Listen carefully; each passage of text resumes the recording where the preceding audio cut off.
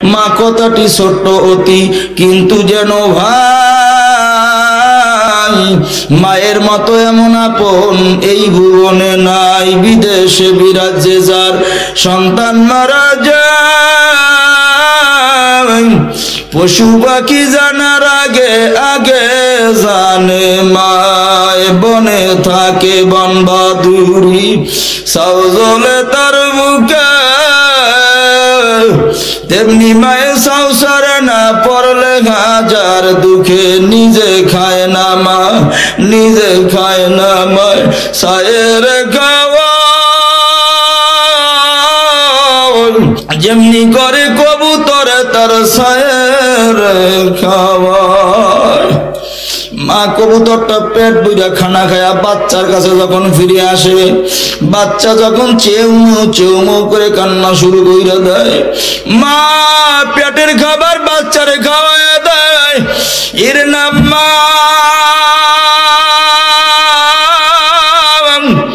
এমন মা অনেকের হয়তো নাই রে বাবা।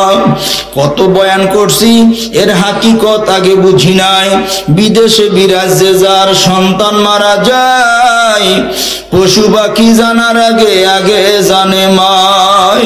এই বয়ান যত করছি হাকিকত বুঝি নাই। যখন অ্যাক্সিডেন্ট করলাম এর হাকিকত পরিপূর্ণ বুঝে আসছে রে বাজান। নোয়াখালীতে বসে যখন অ্যাক্সিডেন্ট করলাম, মোবাইলে সর্বপ্রথম কলটা আসছে মা।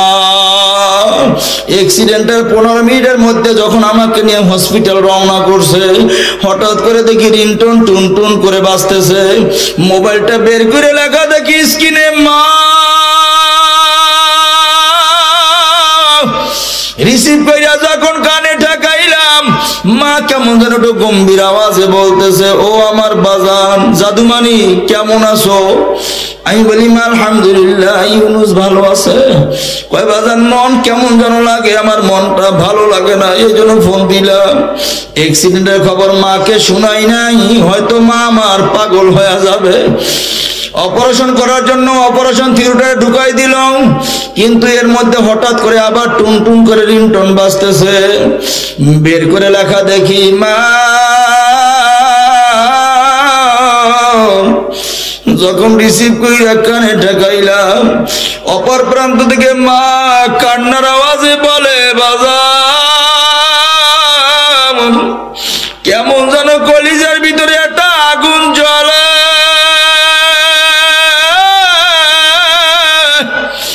কোনো কাজ ভালো লাগে না। ও বাবা বলো না তোমার কোনো বিপদ হইছে নি? কান্না ধরে রাখতে পারি নাই, মোবাইল হাত থেকে ছাইড়া দিলাম, মোবাইলটা পইরা গেল। ডাক্তার আমাকে জিজ্ঞাসা করতেছে, হুজুর কে ফোন দিছিল? আমি কই স্যার আমার মা ফোন দিছে। ডাক্তার বলে, হুজুর আপনি অ্যাক্সিডেন্ট করছেন, মা কি জানে? আমি কই না স্যার, মাকে বলি নাই, হয়তো মা পাগল হয়ে যাবে এই ভয়ে।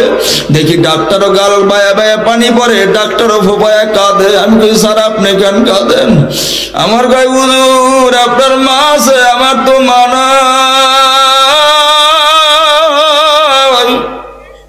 হুজুর আপনি মাকে বলেন নাই, কিন্তু মায়ের নেটওয়ার্কের কানেকশন ছিঁড়ে গেছে। মা বুঝতে পারছে আমার সন্তান ভালো না। আপনি না বললেও মায়ের কলিজায় খবর হয়ে গেছে। টিউবওয়েলের মুখ আর কলসির মুখ সোজাসুজি কইরা কষ্ট মেহনত করে যতটুকু পানি ঝরাবেন, পানিটা ঢুকবে কই? মাশাআল্লাহ, তো বুঝছেন।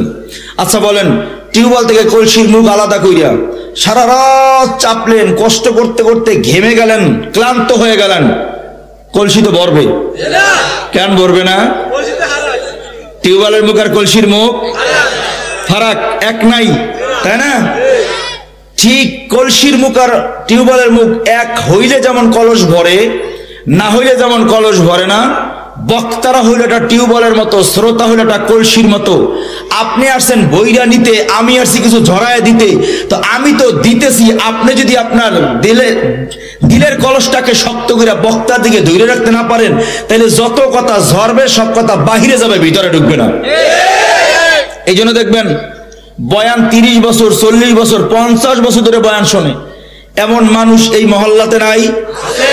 আসতে গয় 50 বছর ধরে মাহফিলে যায়, 50 বছর ধরেই বয়ান শুনতেছে, এমন মানুষ নাই?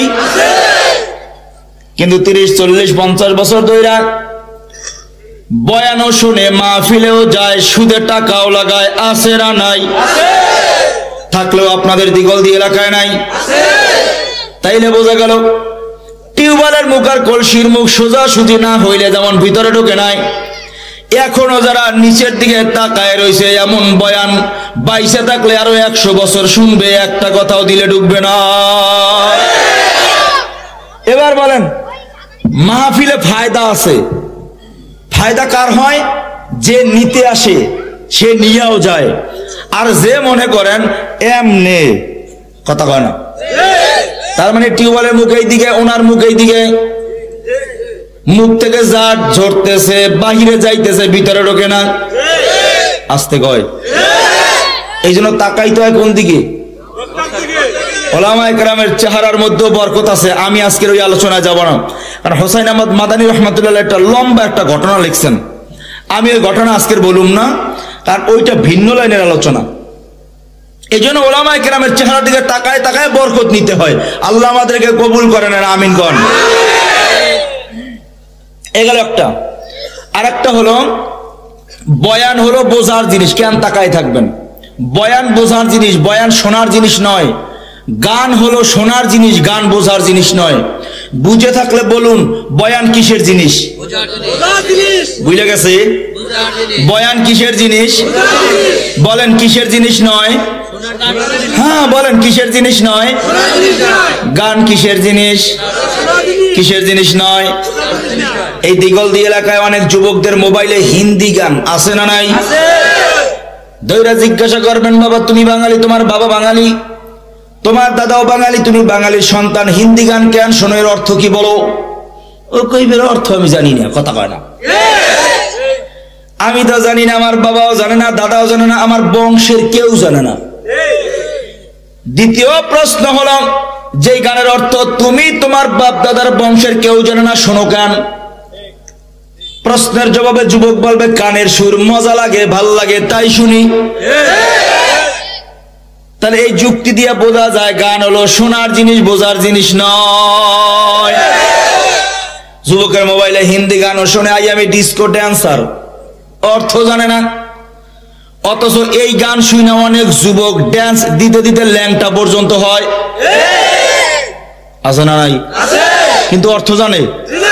তাহলে বোঝা গেল গান হলো শোনার জিনিস, বোঝার জিনিস নয়। বয়ান হলো বোঝার জিনিস, শোনার জিনিস নয়। কিন্তু আমরা হলো বয়ান শুনি, বুঝি না, কথা কয় না। বলেন বয়ান কিসের জিনিস? আমরা কি বুঝি না শুনি? খালি শুনি। কার বয়ান ভালো, কার সুর ভালো, কে কান্দাইতে পারে, কে কত ভালো কেরসা কইতে পারে, কে হাসাইতে পারে, কে কত ঢং রং দিয়া বলতে পারে, কথা কয় না। এই জন্য ছোটবেলায় দেখতাম চেহারা নয়, কণ্ঠ নয়, ইলমের পাশাপাশি আমল দেখা বক্তা দাওয়াত করত। ছোটবেলায় বড়দের মাজলিসে বসতাম, দেখতাম সবাই বসতো এক জায়গায়, বসে পরামর্শ করত। 10 জন আলেমের প্রস্তাব আসতো, এর মধ্যে কারে আনলে ভালো হয়? তো একজন বলতো উমুকের আনো, পাশ থেকে আর এক মুরব্বী বলতো উমুকের চাইতে উমুকের আমল ভালো, তারে আনো। আবার একজনে বলতো উমুকের চাইতে উমুকের এলেম ভালো, তারে আনো, কথা কয় না। কি বাবারা কথা কন, এরকম হইতো না? যখন ইউটিউব ছিল না, স্যাটেলাইট ছিল না, এরকমের টাচ মোবাইল ছিল না, এমন এক যুগে এরকম বৈশা পরামর্শ করত, এলেম আর আমল দেখা বক্তা দাওয়াত করত। এত ভালো মাইক ছিল না, ভাঙাচুরা মাইক, কথা কন। এই জায়গায় বয়ান করলে আধা কিলো দূরে তো দূরের কথা, কিছু দূরে গেলেও শোনা যেত না এমন মাইক। গলাও ভালো না, ভাঙা ভাঙা গলা। কিন্তু ভাঙা ভাঙা গলা দিয়া এমন ভাঙা ভাঙা কিছু কথা বলতো, মানুষের দিল ভাঙা যাইতো। এখন আর সুরের অভাব নাই, কারণ ইউটিউব বাইরে এসে ইউটিউব গুতায় দেখে কোন বক্তা আনুন, কথা কয় না। এই তো বর্তমান হালাত। এটা গল্প মনে পড়ছে, বাস্তব গল্প। মাদারীপুরে মাহফিল, আমি রওনা করছি। তা আমার এক ছাত্র যাইতেছে আমার সাথে, তো গাড়ির পিছনের সিটে আমি বসা, স্বাস্থ্যটা ভালো লাগতেছে না, তো আমি ওর রানের উপরে মাথা দিয়ে একটু শুইছি, ও আমার মাথা হাত বুলাইতেছে। তো আমার কাছে হুজুর আপনি দোয়া করেন, আমি আপনার মতো বক্তব্য। আমি কই না বাবা, এই দোয়া না, বরঞ্চ আমি দোয়া করি আল্লাহ যেন তোর হক্কানি আলেম বানায় দেয়। এতই চাইছে, এতই। ও আমার কা হুজুর বক্তা হইতে আলেম হওয়ান লাগে না, কি মারাত্মক কথা না? ও আমার বয়ান করে, হুজুর বক্তা হইতে আলেম হওয়া লাগে না তো, আমি বক্তা হবো। তা আমি উঠে বইছি, রাগ উঠে গেল, কিরে বেটা আলেম ছাড়া বক্তব্য কেমনে, তুই বয়ান করবি কেমনে? হুজুর আপনি আমার মাইরেন না, মারুম না, যে আলেম ছাড়া তুই বক্তব্য কেমনে? হুজুর বক্তা হইতে আলেম হওয়া লাগে না, 3টা গুণ থাকলে সে আলেম হইতে পারে, মানে বক্তা হইতে পারে। কয়টা গুণ? কি একটু কৌতূহল হইছে না জানার জন্য? আচ্ছা বসছি, তাহলে বল, হাসি দিয়ে বললাম, বল নির্ভয় বল, কোন 3টা গুণ থাকলে বক্তা হওয়া যায়? হুজুর 1 নম্বরে লাগে বক্তা দূরের, দ্বারের বক্তা হইলে বয়ান শোনে না, কথা কয় না।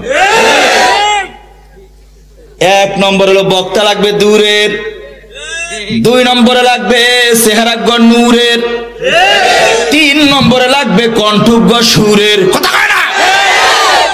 মারাত্মক কথা, হিসেব মিলাইছেন? ও আমার কইতেছে হুজুর 3টা গুণ থাকলে বক্তা হওয়া যায়। 1 নম্বর বক্তা লাগবে দূরের, এই বরিশাল যাইছে, কি বিশাল আওয়াজ, ঠিক না? অথচ পাশে বয়ে রয়েছে জুতার তলায় ধুলার যে মূল্য আছে, আমি মৌলবীর হাজারও আমার মতো মৌলবীর 1 পাল্লা রাখা, এমন জুতার ধুলা গুলা যদি আর 1 পাল্লা রাখা হয়, ওই ধুলার পাল্লাটা বেশি ওজন হয়ে যাবে। ওই যে মূল্যায়ন নাই, এখান থেকে রতনপুর তো 2 কিলোমিটার দূরে, বক্তা লাগবে দূরের, 2 নম্বরে চেহারাজ্ঞ লাগবে নূরের, 3 নম্বরে কণ্ঠজ্ঞ লাগবে সুরের। হুজুর এই 3টা গুণ থাকলে বক্তা হওয়া যায়। আমি ওর বুকের মধ্যে জড়াই একটা চাপ দিয়ে বললাম, আল্লাহ ওরে তুমি জবানার আবু হানিফা বানাই দিও, ওর এলেমের নূরে গোটা দুনিয়াটা তুমি আলোকিত বানাই দিও। এতটুকুন বয়সে তুই এত বড় গবেষণা করলি, দোয়া কইরা দিলাম আল্লাহ যেন তোরে হক্কানি আলেম বানায় দেয়। বুঝছেন নি মুহতারাম হাজিরিন? এই জন্য আমরা বর্তমানে শোনায় অভ্যস্ত, বোঝা অভ্যস্ত না। কারণ যারে দাওয়াত করে আনতেছি হিসাবও মিলাই না, তার এলেমের দৌরত্ব কত দূর, তার আমলের গভীরতা কতটুক, হিসাব মিলাই না তো। এই জন্য আমাদের নায়েবে আমিরুল মুজাহিদিন বলছিল, দাওয়াত করার ক্ষেত্রে একটা শর্ত জোড়ায় দেন, বাবা তোমার 1 বছরের মধ্যে নামাজ কাজা হয়েছে কিনা, যদি কাজা হয়ে থাকে আমার দাওয়াত তুমি নিও না। আমার দিলের বিশ্বাস, এই শর্ত জোড়াই দিলে আর বক্তার ইমান যদি ঠিক থাকতো, তাহলে আমার জানা মতে 90% বক্তারা দাওয়াত নিত না। এটা আমার ব্যক্তিগত খেয়াল বলতেছি, যে 1 বছরের মধ্যে তোমার নামাজ কাজা হয়েছে কিনা। আল্লাহ আমাদেরকে বুঝ দান করেন। বলতে বলতে 15 মিনিট বয়ান হয়ে গেছে। তাহলে বলেন বয়ান কিসের জিনিস? সবাই বলেন, আমরা কি বুঝি না শুনি? এই জন্য লাভের চাইতে ক্ষতি কতটা বেশি হলো এটা বলি, আমি আমার মূল ধারাবাহিকতা চলে যাচ্ছি। এখানে 10 বছর, 20 বছর, 30 বছর, 40 বা 50 বছর ধরে বয়ান শোনেন এমন মানুষ আপনাদের এই মহল্লায় আছে না নাই? এবার আপনাদের এই 50 বছরের পরিচিত একটা বয়ান শোনাইতেছি, সবাই জবাব দিবেন জোরে কন, সুদ খাওয়া কি? যে কয় না তার মধ্যে মনে হয় গন্ডগোল আছে, আরো জোরে কন, সুদ খাওয়া কি? ইমানি আওয়াজে জজবার হালাতে আরো কন জোরে, ঘুষ খাওয়া কি? চুরি ডাকাতি করা মাপে কম দেওয়া, খাদ্যে ভেজাল দেওয়া কি? বলেন বাজান এই বয়ানটা নতুন না পুরান? ছোটবেলা থেকে মসজিদে গেলাম, মসজিদের মেহরাব থেকে জুমার দিন খতিব সাহেব এই বয়ান করে সুদ খাওয়া হারাম। আমার মতো হাজারো বক্তা প্রতিদিন মাইকের সামনে বয়ে এই বয়ান করে সুদ খাওয়া হারাম।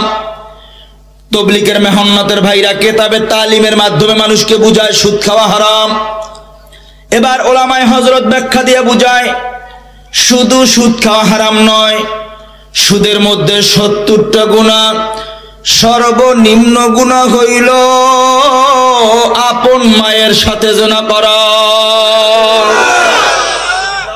এবার মুফাসসিরিনগণ ঘটনা মওজুদ করেন, আপন মায়ের সাথে 36 বার জিনা করলে যেই পরিমাণ গুনাহ হয়, একবার কেউ যদি সুদের কারবারে জড়া যায় তার আমলনামায় তার চাইতেও কঠিন গুনাহ হয়। নাউজুবিল্লাহ। তো আসতে কইলেন। এই বয়ান কেউ 10 বছর ধরে শুনছে, 20 বছর শুনছে, 30, 40, 50 বছর ধরে শুনছে, কিন্তু বয়ান বোঝে না। যদি বয়ান বুঝতো, না খাইয়া মইরা যাইতো, জীবনে সুদ খাইতো না। বলেন বয়ান কিসের জিনিস? এত আস্তে কইলে ওয়াজ হয় না, জোরে কোন। এবার কোন আমরা বয়ান বুঝি না শুনি? খালি শুনি। সুদ খাওয়া হারাম না জানে কে? যে খায় সেও জানে, কথা হয় না?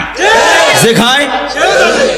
আপন মায়ের সাথে 36 বার জিনা করলে যেই গুনাহ হয়, একবার কেউ গ্রামীণ ব্যাংকের কিস্তি লাগাইলে, আশা ভরসা নৈরাশা হতাশা যেই কোনো এনজিওর সঙ্গে সম্পর্ক লাগাইলে তার আমলনামায় তার চাইতে কঠিন গুনাহ হয়।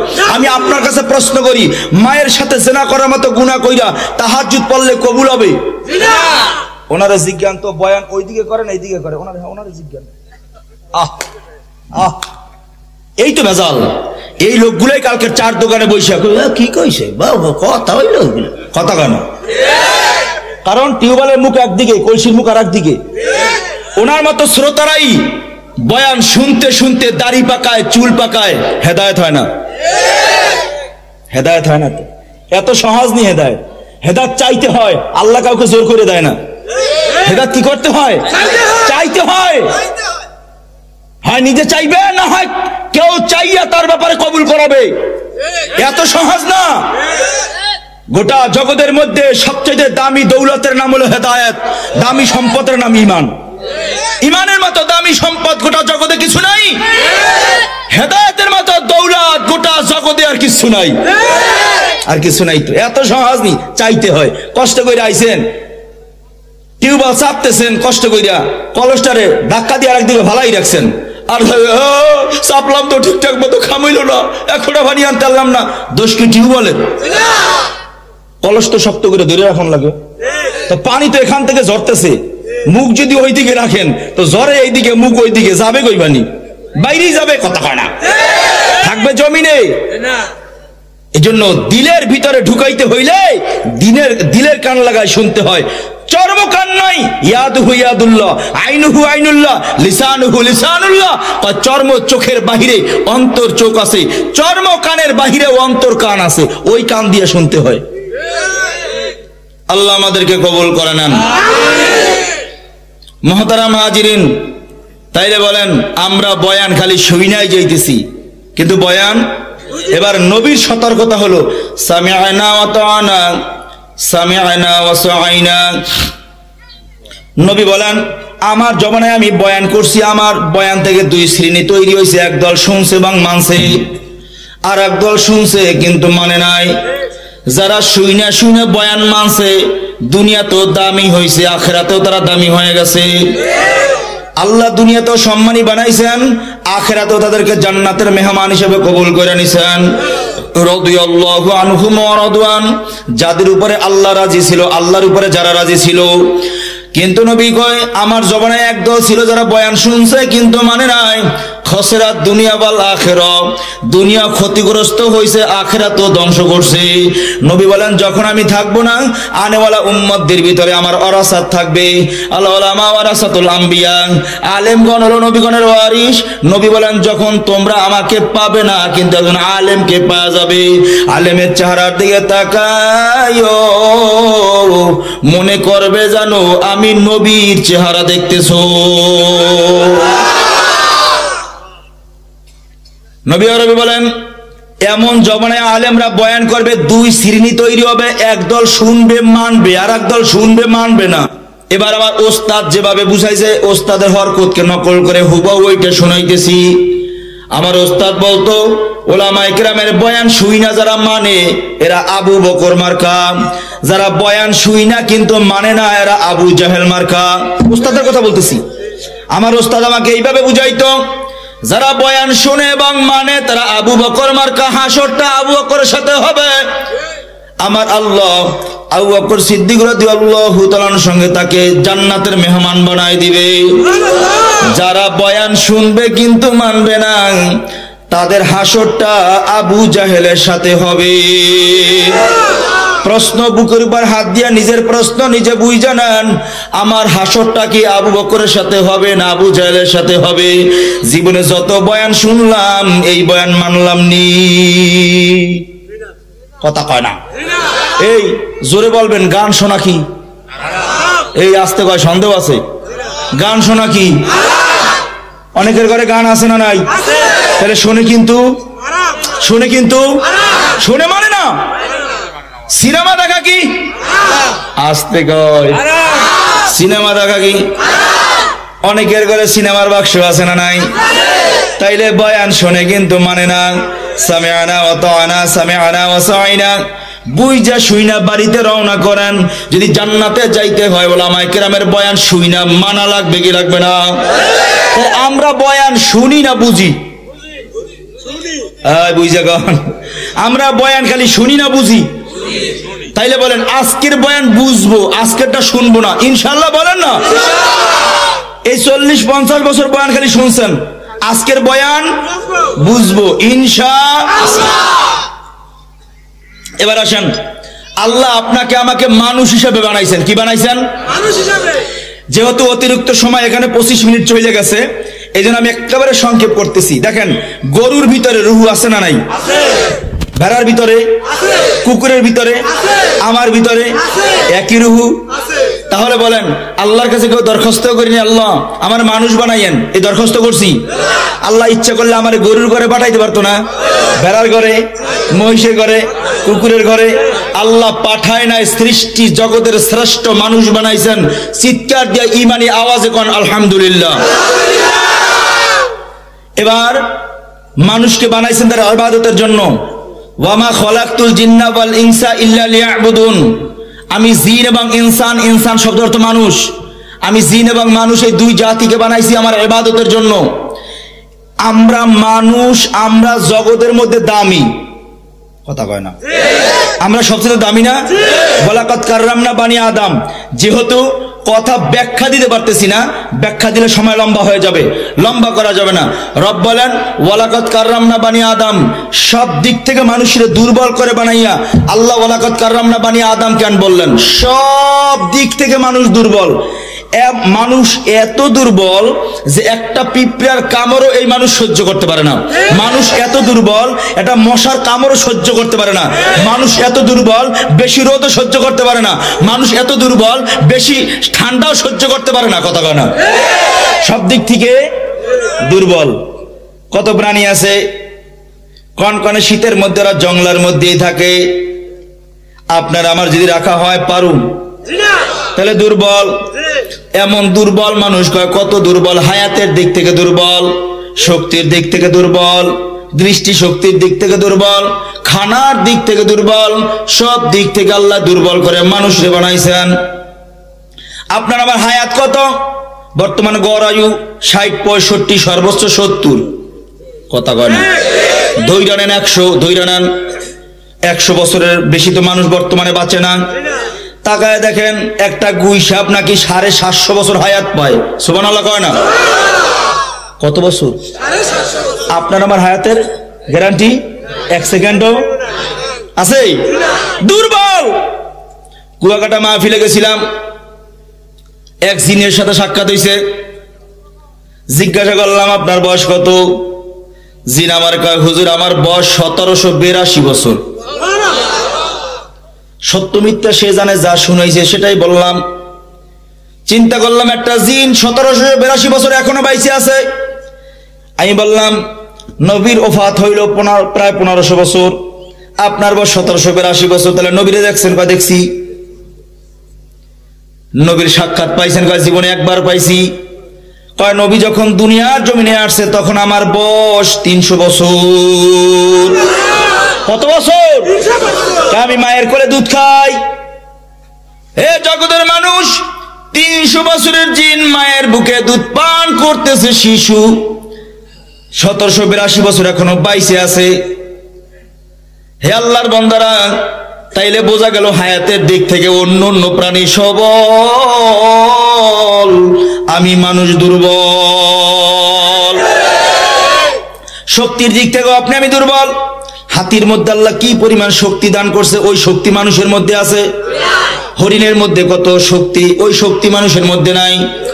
খানার শক্তি তাকায় দেখেন, এখানে 5 কেজি গরুর গোশ এক বসায় খাবেন এমন কোন যুবক আছেন হাত উঠান, খাওয়ামু? নাই নাই নাই নাই। অথচ চিড়িয়াখানায় লেখা আছে একটা বাঘ নাকি দৈনিক 17 কেজি গোশত খাইতে পারে। সুবহানাল্লাহ কয় না? তাহলে খানার দিক থেকে বাঘটা সবল, আপনি আমি মানুষ, আপনি আমি দুর্বল। সব দিক থেকে দুর্বল করে মানুষকে বানাইলো। দৃষ্টি শক্তির দিক থেকেও আপনি আমি দুর্বল। চশমা দিলেও 2 কিলোমিটার দূরে কি আছে দেখায় না, অথচ একটা শগুন পাখির বিবরণ পাওয়া যায় 350 মাইল দূরের একটা সরিষার দানা সে দেখতে পায়। দৃষ্টি শক্তির দিক থেকে অন্য প্রাণী সবল, আপনি আমি আসতে কয় এমন দুর্বল মানুষটাকে আল্লাহ কয় বলা কাতকার রামনা বানি আদম। কেন বললো? রব কয় তোমাদেরকে দামি বানাইছি 2টা জিনিস দিয়া। কয়টা?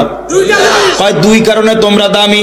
নম্বর 1, তোমাদেরকে দামি এক কোরআন দান করেছি যা তোমাদের পূর্বে কোনো উম্মত পায় নাই। তোমাদেরকে দামি এক নবী দিয়েছি, তোমাদের আগের কোনো উম্মত এত দামি নবী পায় নাই। কয় কারণে? এই আমার মূল কথা আসছি। আগের এই 25 মিনিট সময় এইটা আমার শুধু মাঠ গুছানোর জন্য বলছি। এবার মূল কথা, আমরা কয় কারণে দামি? এই তো কথা, আওয়াজ ছোট হয়ে গেছে। কয় কারণ? নম্বর 1, দামি এক কোরআন পাইছি যা আমাদের আগের কোন নবী কোন উম্মত এত দামি কিতাব পায় না। আমরা দামি এক নবী পেয়েছি, আমাদের আগের কোন উম্মত এত দামি নবী পায় না, এজন্য আমরা দামি। কয় কারণে? নবী নিয়ে আজকের আর আলোচনা না, আমি কোরআন নিয়ে আলোচনা করব আজকের। যেহেতু মাদ্রাসার আলোচনা, তো মাদ্রাসার মাহফিল, কোরআন সম্পর্কে কিছু আলোচনা করে যেতে চাই। যতটুকু মেধায় আছে আল্লাহ যেন কিছু উপকারী কথা বলার শোনার তৌফিক দান করেন। দামি কোরআন। প্রশ্ন হইল, যত কিতাব সব তো আল্লাহ নাজিল করছে, কোরআন শুধু দামি কেন হবে, অন্য কিতাব দামি কেন হবে না? প্রশ্ন আছে না নাই? বলেন, তাওরাত কে নাজিল করছে? আল্লাহ। ইমানি আওয়াজে কোন? আল্লাহ। জবুর কে নাজিল করছে? আল্লাহ। ইনজিল কে নাজিল করছে? আল্লাহ। কোরআন নাজিল করছে কে? আল্লাহ। 4 কিতাবই তো আল্লাহ নাজিল করলো, তাহলে কোরআন শুধু দামি হবে কেন? হে জগতের মানুষ, সংক্ষিপ্তভাবে উদাহরণ ব্যাখ্যা ছাড়াই বুঝাইতেছি, একেবারে সংক্ষেপে। আগের 3 কিতাব আল্লাহ নাজিল করছেন। তাওরাত নাজিল করলো, জবুর নাজিল করলো, ইনজিল নাজিল করলো। আগের 3 কিতাব নাজিল করে আল্লাহ বান্ডিং করে কিতাব আকারে পয়গম্বরের হাতে ধরাই দিছেন। ভালো করে বুঝা নিয়েন, তাওরাত নাজিল হয়েছে কিতাব আকারে, খন্ডে খন্ডে, পাড়ায় পাড়ায়, সূরায় সূরায়, আয়াতে আয়াতে নাজিল হয় নাই। আগের 3 কিতাব নাজিল হইল, তাওরাত আল্লাহ নিজে কিতাব আকারে পয়গম্বরের হাতে ধরাই দিয়া কয়, পয়গম্বর নিজে পড়েন, আপনার কওমদেরকে পড়িয়া শোনান। জবুর নাজিল হইল কিতাব আকারে, ইনজিল নাজিল হইল কিতাব আকারে, পয়গম্বরের হাতে ধরাই দিলেন, পয়গম্বর নিজে পড়েন, কওমদেরকে পড়িয়া শোনান। শুধু তাই নয়, আগে 3 কিতাব নাজিল করে আল্লাহ ঘোষণা করেন এগুলো কিতাবুল্লাহ। এই 3 কিতাব আমি আল্লাহর পক্ষ থেকে কিতাব। বলেন, আগের 3 কিতাবের নাম কি? কিতাবুল্লাহ। বলেন, নাম কি? কার পক্ষ থেকে কিতাব? এটা আল্লাহর কিতাব। ভালো করে বুঝছেন কোরআন দামি কেমনে হয়েছে।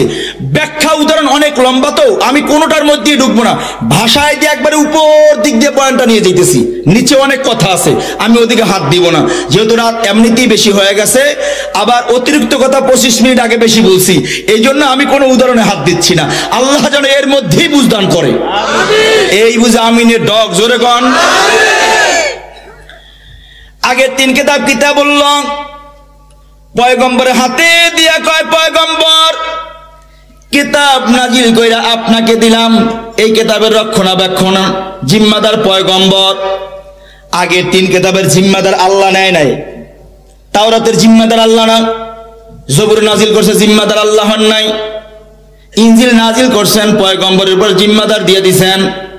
এই জন্য দেখবেন যেই কিতাবের পয়গম্বর বিদায় হয়ে গেছে, ধীরে ধীরে ধীরে ধীরে ওই কিতাবের মধ্যে ভেজাল ঢুকে গেছে। লন্ডনের তাওরাতের সঙ্গে ফ্রান্সের তাওরাতের মিল নাই, ভারতের তাওরাতের সঙ্গে আমেরিকার তাওরাতের মিল নাই, কথা কয় না? এক এক দেশের তাওরাত এক এক রকম। এর মূল কারণ হইল পয়গম্বরের উপর জিম্মাদার ছিল, পয়গম্বর বিদায় হয়ে গেছে, জিম্মাদার যেহেতু নাই, এখন জগতের মধ্যে যে যার মতো কিতাব বানায় সাজায় লইতেছে, কথা কয় না? এক এক দেশের ইনজিল এক এক রকম, এক এক দেশের তাওরাত এক এক রকম। এর কারণ কি? জিম্মাদার পয়গম্বরের হাতে ছিল, পয়গম্বর বিদায় হয়ে গেছে, তো আস্তে আস্তে কিতাবের মধ্যে ভেজাল ঢুকছে। হে জগতের মানুষ, আগে 3 কিতাব নাজিল করে আল্লাহ কয় কিতাবুল্লাহ, কিন্তু আল্লাহ কোরআন নাজিল করে ঘোষণা করেন আগে 3 কিতাব নাজিল করলাম, এগুলা কিতাবুল্লাহ, কোরআন নাজিল করলাম, এটা কিতাবুল্লাহ নয়, এটা কালামুল্লাহ। এই আমার মূল কথায় হাত দিছি। কোরআন যে দামি, আগের 3 কিতাব কিতাবুল্লাহ, কিন্তু কোরআন এটা কিতাবুল্লাহ শুধু নয়, এটা কালামুল্লাহ। সুবহানাল্লাহ। আল্লাহ কয় কোরআন আমার কথা, আমার ভাষা। কোরআন যে দেখলো সেজন্য আমি রবরি দেখলো, কোরআন যে পড়লো সেজন্য রবের সাথেই কথা বললো, কোরআনকে যে বুকে জড়াই নিল সেজন্য রবরে বুকে জড়াই নিল, কোরআনকে যে মাথায় রাখলো সেজন্য রবরে মাথায় রাখলো, কোরআন যেই মানুষটার সিনার মধ্যে ঢুকায় দিল সেজন্য গোটা জগতের ভিতর থেকে আল্লাহর মহব্বতটা সিনায় রাইখা দিল। তাহলে কোরআন কি? কোরআন কালামুল্লাহ। এই তো ছুটে গেছে, আগের 3 কিতাব কিতাবুল্লাহ, কোরআন কালামুল্লাহ। কার কথা? জোরে কোন কার ভাষা? শুধু কি তাই? তাকায় দেখেন, কোরআন যে রাত্রে নাজিল হয়েছে ওই রাত দামি, কথা কয়। কোরআন যে মাসে নাজিল হয়েছে ওই মাস দামি, কোরআন যে নবীর উপর নাজিল হইল নবী দামি, কোরআন যে ফেরেশতার উপর নাজিল হয়েছে তো ফেরেশতা দামি, কোরআন দুনিয়ার যে কাগজের মধ্যে লেখা হয় কাগজ দামি, কোরআন যে কালি দিয়ে লেখা হয় তো কালি দামি, কোরআন যে কাঠের মধ্যে রেখে পড়া হয় তো কাঠ দামি হয়ে যায়, কোরআন যে মানুষের সিনার মধ্যে ঢুকবে তামাম দুনিয়ার মধ্যে আল্লাহ মানুষটারে দামি বানায় দেয়। তাহলে বলেন কোরআন যে দামি, ধাপে ধাপে প্রমাণ হয় কি হয় না? হয় না? কোরআন যে মানুষটার মধ্যে ঢুকবে ওই মানুষটা যে জগতের মধ্যে দামি হয়ে যায়। আমি এর উপরে একটা উদাহরণ দিচ্ছি আপনাকে, দেখেন। বাংলাদেশ সরকারের দিকে তাকায় দেখেন, আমাদের বাংলাদেশ সরকার চায় তামাম জগতের মধ্যে ছোট্ট একটা দেশ, গরিব একটা দেশ, লাল সবুজের মানচিত্রের একটা দেশ, এই দেশটারে গোটা দুনিয়ার মধ্যে পরিচিতি ঘটানোর জন্য সে চেষ্টা করতেছে, কথা হয় না? এই জন্য খেলোয়াড়দের পিছনে হাজার হাজার কোটি কোটি টাকা ব্যয় করতেছে, খেলোয়াড়দের বেতন দেয়, বাড়ি দেয়, গাড়ি দেয়, প্রশিক্ষণ ট্রেনিং দিয়ে মাঝে মাঝে বিমান একটা রিজার্ভ কইরা পাঠায় দেয়, কয় যাও ওই দেশের সঙ্গে খেইলা লাল সবুজের পতাকা সবার উপরে উত্তোলন করে একটা বিশ্বকাপ লইয়া, কথা কয় না? খরচ করে না? হাজার হাজার কোটি টাকা ব্যয় করতেছে খেলোয়াড়দের জন্য। দুঃখ লাগে, দুঃখের সাথে বলতে হয় বাংলাদেশ সরকার হাজার হাজার কোটি টাকা ব্যয় করার পর এত মেহনত, এত টাকা, এত বাড়ি, এত গাড়ি, এত প্রশিক্ষণ দিয়েও বিদেশে পাঠায়া দিল, যা সমস্ত দেশের সঙ্গে খেইলা সবাইরে পিছনে ফেলাইয়া লাল সবুজের পতাকা উপরে উত্তোলন কইরা একটা বিশ্বকাপ লইয়া। দুঃখ লাগে রে বাজান, একটা বিশ্বকাপ তো দূরের কথা, আমাকে জন্য একটা চায়ের কাপ আইনা দেখাইতে পারে না, পারছে? কথা কয় না, পারছে? অথচ তাকায় দেখো, বিসমিল্লাহ, 11 বছর, 12 বছর, 13 বছর, 14 বছর একটা ছেলের সিনার মধ্যে কোরআন থাকার কারণে ওই যে বললাম কোরআন যার মধ্যে ঢোকে সে জগতের মধ্যে দামি। প্রমাণ কি? 12, 13, 14 বছরের একটা ছেলের মধ্যে কোরআন ঢুকছে।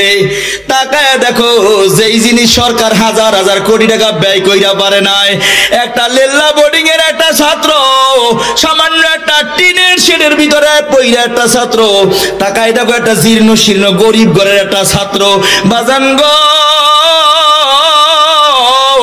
কোরআন সিনার মধ্যে থাকার কারণে 110, 11, 13, 15, 19টা দেশকে, 119টা দেশকে পিছনে ফেলাইয়া লাল সবুজের পতাকা হাতে ধইরা বিজয়ের বেশে বাংলায় ফিরাইছে। বলে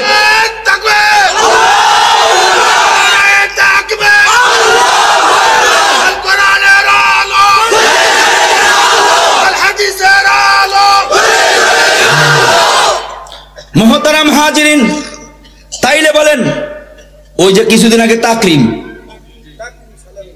সালে আহমেদ তাকরিম ওর বাড়ির পাশে বয়ান করে আসছে। লাজুক একটা ছেলে, ঠিক মতো কথাও কইতে চায় না, ঠিক মতো দাঁড়ায় না। হাটাজারি মাদ্রাসায় তারা লয়ে গেছে তেলাওয়াত করার জন্য।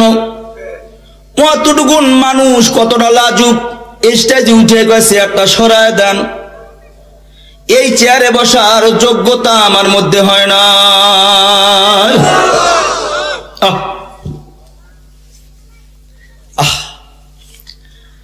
হায় হায় হায় হায়, ওই দিনের পর থেকে ওর প্রতি আমার এত ভালোবাসা বৃদ্ধি পাইছে। এতটুক মানুষ উঠে বলতেছে একটা সরায় দেন, এই চেয়ারে বসার যোগ্যতা আমার হয় নাই। বাবা বলেন, এই যে তাকরিমের মতো একটা লাজুক ছেলে গোটা বিশ্বের ধনী ধনী বড় বড় রাষ্ট্রকে পিছনে ফেলাইয়া লাল সবুজের পতাকা গোটা দুনিয়াকে দেখাই দিল এটা বাংলাদেশের মানচিত্রের পতাকা। বলেন এই সম্মান অর্জন হয়েছে কিসের বিনিময়ে? মাশাআল্লাহ। এবার বলেন কোরআন দামি, দামি কোরআন যার ভিতর ঢোকে সে যে দামি হয়, যুক্তি মেলে কি মেলে না? নম্বর 2, অন্য অন্য কিতাব নাজিল করে আল্লাহ জিম্মাদার দিয়েছেন পয়গম্বরের হাতে, কিন্তু কোরআন যেহেতু আল্লাহর কথা, আল্লাহর ভাষা, কেউ যেন ডুপ্লিকেট করতে না পারে, দুই করতে না পারে, জের জবর নক্তার বেশকুম বানাইতে না পারে, এই জন্য আল্লাহ কোরআন নাজিল করে বলেন ইন্না নাহনু নাযালনা যিকরা ওয়া ইন্না লাহু লাহাফিজুন, নাজিল করছি কোরআন আমি, কিয়ামত পর্যন্ত হেফাজত করনেওয়ালাও আমি আল্লাহ। বলেন কোরআনের হেফাজত করনেওয়ালা কে? বিশ্বাস হয় না? নাজিল হওয়া থেকে শুরু করে এই পর্যন্ত কোরআনের দুশমন আছে না নাই? কই একটা ভুল বের করতে পারছে? আলিফ লাম মিম যালিকাল কিতাবু লা রাইবা ফি, আল্লাহ কয় কোনো ভুল নাই, কোনো সন্দেহ নাই। সুবহানাল্লাহ। তাহলে আল্লাহ যে কোরআন নাজিল করে হেফাজতকারী সে হইছে, এর যুক্তি কি? কি লাগবে না? এর যুক্তি কি? যুক্তি দিচ্ছি। যেহেতু আমি আগেই বলছি ভাষায় উপর দিক থেকে নিয়ে যাচ্ছি, গভীরে অনেক কথা, ওইদিকে হাত দিচ্ছি না, যেহেতু আমার বয়ানের পরে আরো একটা ধাপ আছে, এই জন্য বেশি লম্বা করতেছি না বয়ান। এবার দেখেন কিতাব তো সব নাজিল করছে কে? আগের 3 কিতাব কিতাবুল্লাহ, কোরআন হলো কালামুল্লাহ। আল্লাহ কয় কোরআন নাজিল করছি আমি, কিয়ামত পর্যন্ত হেফাজত করনেওয়ালা আমি আল্লাহ। এই জন্য তাকায় দেখেন আগের 3 কিতাব, এই 3 কিতাবের হাফেজ পাওয়া যায় মাত্র 5 জন আমার জানা মতে। যেহেতু রেকর্ড হইতেছে, তো আপনাদের জানা মতো যদি আরো কেউ পেয়ে যান আমারে জানাই দিবেন, আমি পরবর্তী বয়ানে আমি সংশোধন করে বইলে দেব। কিন্তু আমি ছোট মানুষ, আনপড়া আদাপড়া মূর্খ ভাঙা সুরাক মৌলবী, আমি গবেষণা করে তাহকিক করে যতটুকুন পাইছি, আগের 3 কিতাবের হাফেজ পাওয়া যায় মাত্র 5 জন। যেমন জবুরের হাফেজ মাত্র 1 জন। কয়জন? পয়গম্বর নিজে আল্লাহ ওই পরিমাণ ইলমি যোগ্যতা কাউরে দেয় নাই, আর কেউ মুখস্থ করতেই পারে নাই। যেহেতু রক্ষণাবেক্ষণের জিম্মাদার পয়গম্বর, এই জন্য আল্লাহ ওই পরিমাণ যোগ্যতা তারে দান করছে। তাহলে জবুরের হাফেজ কয়জন? মুখস্থ করে না, জোরে কয় না। তাওরাতের হাফেজ পাওয়া যায় 4 জন। পয়গম্বর ঈসা তার খাদেম পয়গম্বর ঈসা আলাইহিস সালাম 2 কিতাবের হাফেজ ছিল, উনি ইনজিলের হাফেজ ছিল, তাওরাতেরও হাফেজ ছিল। গবেষণায় অনেক কথা, সেটা বলবো না। এবার টাকায় দেখেন জবুরের হাফেজ 1 জন, তাওরাতের হাফেজ 4 জন, ইনজিলের হাফেজ 1 জন, তাহলে তো 6 জন হয়। আমি যে 5 জন কইলাম, ইনজিলের হাফেজ যিনি, তাওরাতের হাফেজও তিনি। তাহলে একজন 2 কিতাবের হাফেজ হলে একজন মাইনাস হয়ে যায়, কথা কয় না? ঈসা আলাইহিস সালাম 2 কিতাবের হাফেজ ছিল, উনি তাওরাতের হাফেজ ছিল, ইনজিলের হাফেজ ছিল। মোট কথা হলো আগের 3 কিতাবের হাফেজ পাইলাম কয়জন? আগের 3 কিতাবের হাফেজ পাইলাম কয়জন? হ্যাঁ, মুখস্থ করেন না, কয়জন? হে আল্লাহর বান্দারা, কিতাবুল্লাহ, কিতাব নাজিল করছেন আল্লাহ, রক্ষণাবেক্ষণ পয়গম্বরের হাতে। এজন্য তাকায় দেখেন, আগে 3 কিতাবের হাফেজ পাওয়া যায় মাত্র 5 জন, কিন্তু কোরআন আল্লাহ নাজিল করছেন কালামুল্লাহ, কিয়ামত পর্যন্ত রক্ষণাবেক্ষণের জিম্মাদার যেহেতু আল্লাহ। এজন্য তাকায় দেখো না মানুষ, বর্তমানে গোটা দুনিয়ায় হাফেজের সংখ্যা 6.5 কোটি। কয় কোটি? এই 6 কোটি 63 লক্ষ। এরপর সংখ্যা আছে আরো, বিষয় হয় না? নেট যাদের আছে গুগলে সার্চ দিয়ে দেখেন, গোটা বিশ্বে লিখবেন গোটা বিশ্বে হাফেজের সংখ্যা কত, দেখবেন বের হয়ে যাবে। হাতের নাগালে তো মুসলমানদের কবি অনেক আগে লিখে গেছিল, বিশ্বটাকে দেখবো আমি আপন হাতের মুঠোয় করে। কি সংকল্প কবিতা নাই? সংকল্প পড়ো না এই ছাত্ররা, কথা বলো না। স্কুলের ছাত্ররা কি সংকল্প কবিতা? থাকবো না কো বদ্ধ ঘরে, দেখবো এবার জগৎটাকে কেমন করে ঘুরছে মানুষ যুগান্তরের ঘূর্ণিপাকে, কথা কয় না? কত আগে লিখে গেছে, লাস্টে গিয়ে লাগছে বিশ্বটাকে দেখবো আমি আপন হাতের মুঠোয় করে। কি এখন মুঠের মধ্যে না? তখন কম্পিউটার ছিল, এই কবিতা যখন লেখছে মোবাইল ছিল, কত আগে গবেষণা কইরা লিখে গেছে যে এক সময় এটা হবে। যাই হোক, এটা ভিন্ন লাইনের আলোচনা, তো আমি ওদিকে হাত দিচ্ছি না। কষ্ট হইতেছে আপনাদের? তাহলে সাইডে দিই, বয়ানে বন্ধু থাকুক। হ্যাঁ, তাহলে বর্তমানে হাফেজে কোরআনের সংখ্যা কত বলেন? 6.5 কোটি। এইটা তো বলেন, বাড়তিটা থাকুক। কত কত কত কত কত? কারণ কিয়ামত পর্যন্ত রব যেহেতু কোরআনের হেফাজত করেন বলার জিম্মাদার নিজের হাতে নিয়ে নিছেন, গোটা দুনিয়ার বাতিল বেঈমান কাফের নাস্তিক নাফরমান কোরআনের দুশমনরা ওরা যদি চায় তাম দুনিয়ার কোরআনের কপিগুলারে একবারে সিজ করে নিয়া ওরা একই দিনে আটলান্টিক মহাসাগরের ভিতরে ডুবাই দেবে। রব কয় পারবি না, গোটা দুনিয়ার কাগজের কপিগুলাকে তোরা সিজ করে নিয়ে আটলান্টিক মহাসাগরে তলায় দিতে পারবি, কিন্তু আমি 6.5 কোটির কলিজার ভিতরে কোরআনকে মজুদ করে রেখে দিছি। ওরা মুহূর্তের ভিতর কোরআন ছাপায় আবার এই জাতির সামনে উপস্থাপন করে দিয়ে দিবে। বলেন তাহলে কোরআনের দুশমন নাস্তিক নাফরমান বেঈমান যতই লাফালাফি করুক, কোরআনকে মিটাই দিতে পারবে? পারবে না, পারবে না, পারবে না। 7 বছরের সিনার ভিতরে কোরআন আল্লাহ লিপিবদ্ধ করতেছে। 8 বছরের একটা ছেলে কথাও ঠিকভাবে বলতে পারে না, ওর সিনার ভিতরে কোরআনকে আল্লাহ লিপিবদ্ধ করে রাখতেছে, কথা কয় না? এখন বলেন আমার এই আয়াতের যুক্তি মিলছে কিনা? আল্লাহ হেফাজতকারী, আল্লাহ হেফাজত করবে কেমনে? নিজে না, আপনার আমার মাধ্যমে, কথা কয় না? শুধু কি তাই? একই দিনে সব কোরআনের কপিগুলা যদি আটলান্টিক মহাসাগরে ডুবায় দেয়, ওরা যদি চায় কোরআনকে মিটাই দেবে, কোরআনকে বিলুপ্ত করে দিবে। রব কয় পারবি না,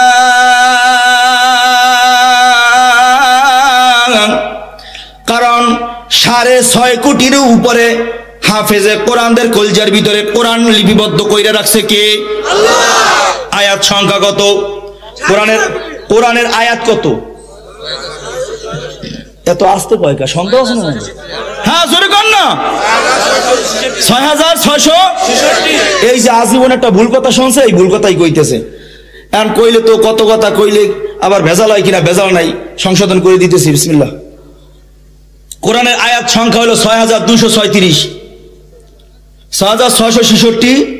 এইটা হয়তো কেহর মুখ থেকে বের হয়ে গেছে, ইখতিলাফি মাসালা যদিও, তারপরে বলতেছি 6666 না, 6236। বাবা, কোনো ধাক্কা ধাক্কি নেই, মারামারি কিলাকিলি নেই। আপনার বাড়িতে কোরআন নাই? কোরআনের সূরার সামনে আয়াত সংখ্যা দেওয়া নাই? তা আপনি 114টা সূরা তো দেখবেন কোন সূরায় কত আয়াত দেওয়া আছে না? আপনি আয়াতগুলো একটু কষ্ট করে যোগ দিয়ে দেখেন, 6636 হয় মানে 66 হয় না 6236 হয়? মিলান একটু। কোরআন তো জীবনে ধৈর্যও দেখলেন না, এমন দামি কালাম। আমি এই কথাটা বলার উদ্দেশ্য হইল একটাবারের জন্য হয়তো কোরআনের সঙ্গে সম্পর্ক লাগাইয়া একদিনের জন্য 10টা মিনিটের জন্য হলেও সে কোরআনের সঙ্গে সম্পর্ক রাখবে, কথা কয় না? আয়াত সংখ্যা কত? 6236। হ্যাঁ, 6236। আপনি 66 পাইবেন কই? 6236। এবার দেখেন 6236 আয়াত কোরআনে। হাফেজে কোরআনের সংখ্যা 6.5 কোটি। একটা আয়াত যদি একটা হাফেজ লেখা শুরু করে মিনিটের ভিতরে লক্ষ লক্ষ কপি ছাপানো সম্ভব। এবার বলেন তাহলে আমার এই আয়াতটা পরিষ্কার হইল কিনা যে আল্লাহ কয় কোরআন নাজিল করছি আমি, কিয়ামত পর্যন্ত এই কোরআনের হেফাজতকারী আমি। এইটা প্রমাণ মিলল কি মিলল না? আস্তে কয়। শুধু কি তাই? আগে 3 কিতাব নাজিল করছে, কিতাবুল্লাহ। 3 কিতাব নাজিল করে আল্লাহ 3 তারিখ সময় প্রকাশ করে দিল। আল্লাহ তাওরাত নাজিল করলো 6 রমজান, জবুর নাজিল করলো 13 রমজান, ইনজিল নাজিল করলো 17 মতান্তরে 18 রমজান। তাইলে কোরআন নাজিল করছে কবে? আগের কিতাবগুলা নাজিল হওয়ার 3 তারিখ সময় আছে না নাই? আব্বুরা আপনারা রাগ করতেছেন, তাহলে জোরে কোন আছে না নাই? এবার তাহলে কোরআন নাজিল হইছে কবে? আগের গুলো তো 3 তারিখ সময় পেয়ে গেলাম। দামি কোরআন কবে নাজিল হইল? আল্লাহ দামি কোরআন কবে নাজিল হয় তাও গোপন রাইখা দিল। ইন্না আনজালনাহু ফি লাইলাতিল কদর। আল্লাহ কোরআন নাজিল করছে কদরের রাত্রে। সুবহানাল্লাহ। বলেন কোরআন নাজিল হইছে কবে? এবার তাহলে কদর কবে তাও গোপন। অনেক মজার কথা ওলামায়ে কেরামদের থেকে পরে যাই না নিবেন এগুলো বাবা।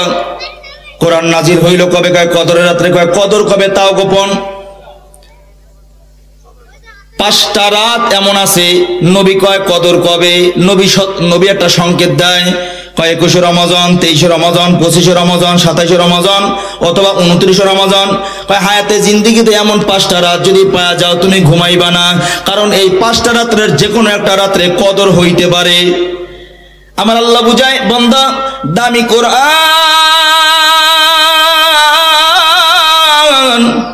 দামি কোরআনের সন্ধানে তুমি পুরা বছর ঘুমাবে, কোনো অসুবিধা নাই। পুরা বছর তুমি তোমার কাজে প্রেশানিতে থাকবে, কোনো চিন্তা নাই। কিন্তু হায়াতে জিন্দেগিতে এমন 5টা রাত যদি তোমার জীবনে পাওয়া যাও, বান্দা দামি কোরআনের সন্ধানে ঘুমায়ও না। মাগরিবের পর থেকে সুবে সাদেক পর্যন্ত আমি রবের কদমে ঠেকাইয়া তুমি পুরা রাতটা ইবাদতের মধ্যে কাটায় দাও। কারণ দামি কোরআনের সন্ধানে, কারণ দামি জিনিসের সন্ধানে যে বের হয় আল্লাহ পাক রব্বুল আলামিন তারে দামি বানায়া দেয়। বাবা মঙ্গল গ্রহে যে গেছে সেও মানুষ, আপনি আমিও তো মানুষ। মঙ্গল গ্রহে যে গেল তারে স্বর্ণ অক্ষরে ইতিহাসের পাতায় তার নাম লিখলো, আপনার আমার নাম কেন নাই? কারণ দামি জিনিসের সন্ধানে যে বের হইছে সে দামি হয়ে গেছে, কথা কয় না? এবার রব বুঝায় দামি কোরআনের সন্ধানে এমন 5টা রাত যদি পেয়ে যাও, বন্দা রাত্রে না ঘুমাইয়া মাগরিব থেকে সুবে সাদেক পর্যন্ত তুমি রাতটা কাটায় দাও। বন্দরে দামি কোরআনের সন্ধানে 5টা রাত যদি জাগ না থাকতে পারো, আমি আল্লাহ দুনিয়া আখিরাত উভয় জানে তোমারে দামি বানায়া দেব। কত 5 রাত্রে যে কোনো এক রাত্রে হইতে পারে। এবার আর একটা মজার কথা হইল, কোরআন নাজিল হয়েছে কবে? 3 তারিখ সময় গোপন। সময়টা গোপন রাখছেন। কয় শুধু কি তাই? কয় না, কোরআন নাজিল হইল শুরু হইছে অর্থবিহীন আয়াত দিয়া, এটাও গোপন। আলিফ লাম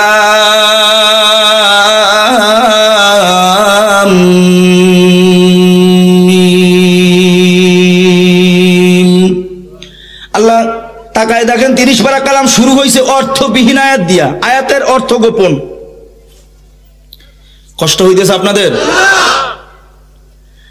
দামি কোরআন তো, দামি কোরআন তো। এই জন্য আল্লাহ পাক রব্বুল আলামিন দামি জিনিসকে যেভাবে আপনি আমি হেফাজত করি, সুলার ছাই এইটারে কেউ পাহারা দেয় না, বাহিরে কারি দিয়ে রাইখে দেয়, কারণ চুরি হওয়ার ডর নাই। এতটুকুন স্বর্ণের আংটি এক ডিব্বার মধ্যে বইরে, ওইটার আর একটা ডিব্বার মধ্যে পড়ে, এটার আর একটা ডিব্বার মধ্যে পড়ে। এরপরে একেবারে আলমারির ভিতরে একটা বাক্স আছে, ওইটার মধ্যে দিয়ে তালা মাইরে রাখে, কথা কয় না? কারণ ছোট হলেও দামি, এটা চুরি হওয়ার ভয় আছে। এই জন্য রব দামি জিনিসকে হেফাজত করার জন্য বুঝায়। যেহেতু কোরআন দামি, এই জন্য আমি আল্লাহ এমন ভাবে এমন জায়গায় রাখলাম, তুমি খালি খোঁজো খোঁজো খোঁজো, খুঁজতে খুঁজতে দামি জিনিসের সন্ধানে বের হয়ে যাও। আমি আল্লাহ দুনিয়ার জমিনেও দামি বানায় দেব, আখেরাতেও দামি বানায় দেব। এই জন্য আল্লাহ কয়, জগতের মধ্যে টাকার মধ্যে সম্মান নাই, ক্ষমতার মধ্যে সম্মান নাই, কোরআনের মধ্যে সম্মান আছে না নাই? এই জন্য দেখবেন কোরআনওয়ালার যত বয়স বাড়ে তত তার সম্মান বাড়ে, দুনিয়াদারদের যত বয়স বাড়ে তত সম্মান কমে যায়। বড় বিচার দেখলে মানুষ সেলুট মারতো, সার সার বস বস ফস ফস করতো, কিন্তু রিটায়ার্ড করে আইসে কেউ একটা লাত্তিও দেয় না, কথা কয় না? কোন একজন এসপি থাকাকালীন একটা ফোনের কি পাওয়ার, যখন রিটায়ার্ড করে যায় পুলিশে কয় কোন এসপি, চিনি না তো, এই গাড়ি সাইড করো, মামলা দাও, কথা কয় না? এই তো দুনিয়া, এই তো দুনিয়া। চেয়ার আছে সম্মান আছে, চেয়ার নাই সম্মান নাই। কিন্তু কোরআনওয়ালার সম্মান, বয়স যত বাড়ে সম্মান তত বাড়ে, দুনিয়াদারদের যত বয়স বাড়ে সম্মান কমে। যেমন তাকায় দেখেন হাটহাজারীর হযরত শাহ আহমদ শফী রহমাতুল্লাহ আলাইহি 104 বছর বয়সে দুনিয়া থেকে বিদায় হয়েছে। মারা যাওয়ার আগেও মানুষ কান্দে কইরা টানছে। কিসের সম্মানে? এই তো ভুলে গেছে, কিসের সম্মানে? এখন বলেন আপনি আমি দামি হইছি, এ আবার ঘুরে যাচ্ছি আয়াতের দিকে, ওয়ালাকাদ কাররামনা বানি আদম। এবার কোন দামি হইছি কয় জিনিসের কারণে? এই তো বয়ান ভুলে গেছে, কয় জিনিস? এর ভিতর নম্বর 1 নম্বর 2, আমি তো এইটা বুঝাই না, ভুলে গেছে ছাত্র। এখনই পরীক্ষা কি লাগবে? আমি কোরআন বলি না, দামি কোরআন, দামি নবী।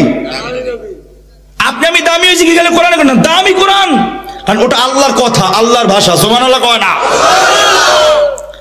তাহলে বলেন আল্লাহ ওয়ালাকাদ কাররামনা বানি আদম বলছেন দামি কোরআনের কারণে। এবার আল্লাহ বলেন এই দামি জিনিসকে সংরক্ষণ তোমরা করবে 2 ভাবে। কয় ভাবে? আসতে কয় ভাবে? 1 নম্বর হলো নিজে কোরআন শিখবে, 2 নম্বর সন্তানদেরকে আহলে আওলাদদেরকে কোরআন শিখাবে। কয় ভাবে? আসতে কয়, আরো জোরে কোন?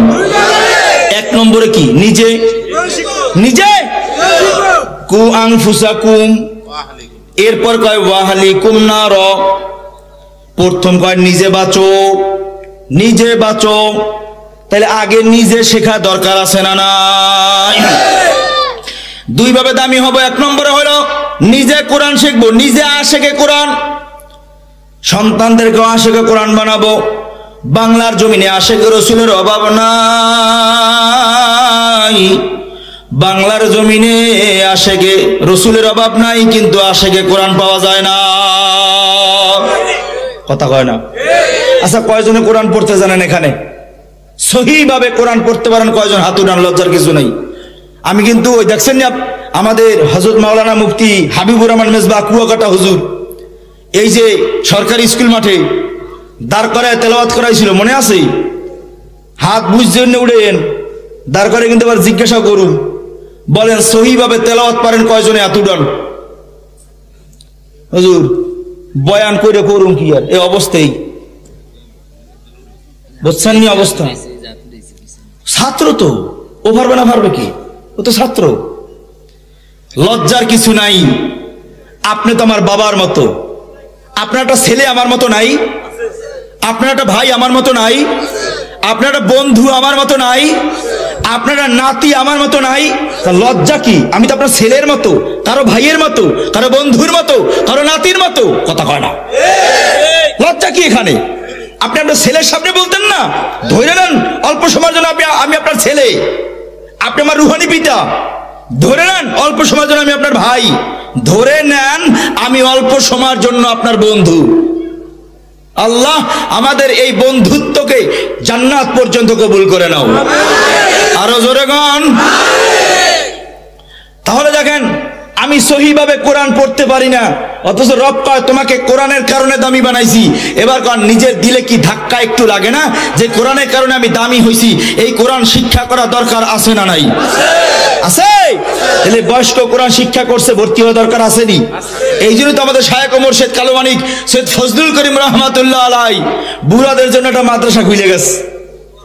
সাপ্তাহিক তালিমে যাও, সূরা কেরাত মশক করো, মাসিক ইজতেমায় যাও, সূরা কেরাত মশক করো, কথা কয় না।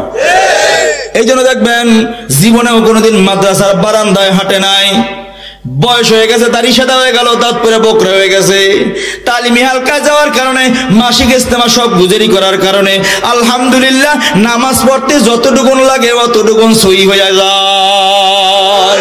কি আছে না নাই? তাহলে বলেন এমন মাজলিস আমাদের যাওয়া দরকার আছে না নাই? কে কে যাব না? আর তাকবীর। মা হাতুড়া না, কোরআনের কারণে দামি হয়েছি, কোরআন শিক্ষা করার জন্য যাব। আস্তে কয় ঠিক না? আল্লাহ আমাদেরকে কবুল করে না। না হাত নামান। কষ্ট হইতেছে, যদিও আপনাদেরও কষ্ট হইতেছে, 1 ঘন্টার মতো বয়ান হয়ে গেছে। আল্লাহ যেন এই কথাগুলোর উপরে আমল করার তৌফিক দান করেন। এবার আল্লাহ কি বলেন? 2 ভাবে আঁকড়ায় ধরবে দামি হওয়ার জন্য। 1 নম্বরে নিজে কোরআন শিখবে, আশিকে কোরআন হবে। 2 নম্বরে সন্তানদেরকেও কোরআন শিক্ষা দিবে। 2টা ঘটনা দিয়ে শেষ করতেছি। আপনাদের কি কষ্ট হইতেছে না? ছেড়ে দেবো, এই পর্যন্তই থাকুক। আল্লাহ আল্লাহ আল্লাহ। প্রশ্ন করতে পারেন, হুজুর আমরা তো বয়স্ক হয়ে গেছি, বুড়া হয়ে গেছি, এখন আর আলিফ বা পড়তে পারি না, তাহলে আমরা কোরআন কিভাবে শিক্ষা করব, কিভাবে কোরআনের এই মর্যাদা আমরা লাভ করব? ইমাম গাজালি রহমাতুল্লাহ আলাইহি যারা বুড়া হয়ে গেছে, বয়স্ক হয়ে গেছে, তাদের জন্য একটা নসিহত শোনাইতেছেন। ইমাম গাজালি রহমাতুল্লাহ আলাইহি রাত্রে ঘুমায় রইল, ঘুমের ঘরে স্বপ্ন দেখতেছে আল্লাহ ইমাম গাজালি রহমাতুল্লাহ আলাইহিকে নাম ধরে ডাকতেছে। নাম ধরে ডাকে আর বলে, ও ইমাম গাজালি, তুমি রাত্রে ঘুমাও, রহমতপুর গ্রামের মধ্যে আমার একটা পেয়ার, আমার একটা ওলি আশিকে কোরআন দুনিয়া থেকে বিদায় হয়ে গেছে। ও ইমাম গাজালি, আমি রব তোমাকে আদেশ করলাম, রহমতপুর গ্রামের মধ্যে যাও, আমার পেয়ারা, আমার ওলি, আমার বন্দাটাকে নিয়ে যাতে গোসল করায়া দাফন কাফনের ব্যবস্থা করে দাও। ও ইমাম গাজালি, রহমতপুর গ্রামের মধ্যে কোনো মৌলবী নাই, কোনো আলেম নাই, সুন্নত তরিকায় দাফন কাফন করবে এমন কেউ নাই। ঘুম ভেঙে গেল, স্বপ্ন যুগের মধ্যে কি দেখলাম? সকাল হইল, রওনা করলো রহমতপুর গ্রামের মধ্যে। রহমতপুর গ্রামের মধ্যে ঢুকে লোকালয়ের ভিড়ে জিজ্ঞাসা করতেছে, বাবা এলাকার মধ্যে কোনো আল্লাহওয়ালা, আল্লাহর ওলি মারা গেছেন কিনা? সবাই বলেন না, এলাকায় তো আলিমই নাই, ওলি হবে কেমনে? কদম ফেলে সামনের দিকে আগাইতেছেন, বেলা গড়ায় অনেক দূর উঠে গেল।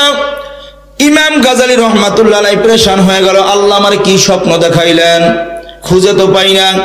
এক বয়োবৃদ্ধ বয়স্ক মুরব্বী লাঠি বর দিয়া কদম ফেলে সামনে আসতেছে, সালাম আনতে জিজ্ঞাসা করতেছে, বাজান এলাকার মধ্যে কোনো আল্লাহওয়ালা, আল্লাহর ওলি মারা গেছেন কিনা? বয়োবৃদ্ধ লোকটা একই জবাব দেয়, এলাকার মধ্যে কোনো আলেম তো নাই, মরবে কেমনে? তবে হ্যাঁ, আমি যখন এই রাস্তা দিয়ে আসতেছিলাম, ওই যে দূরে একটা কুরের ঘর দেখো, ওই কুরের ঘরের লোকটা গতকালকে রাত্রে দুনিয়ার জমিন থেকে বিদায় হয়ে গেছে। আমি আসার সময় দেখলাম সন্তানরা বাবার লাশ নিয়ে কান্নাকাটি করতেছে। ইমাম গাজালি রহমাতুল্লাহ আলাইহি জিজ্ঞাসা করে, বাবা ওই কুরের ঘরের লোকটার নাম কি? বয়োবৃদ্ধ লোকটা বলতেছে, কুরের ঘরের লোকটার নাম আব্দুর রহমান। এবার ইমাম গাজালি রহমাতুল্লাহ আলাইহি 2 চোখের পানি সারিয়া কান্দে আর কয়, মালিক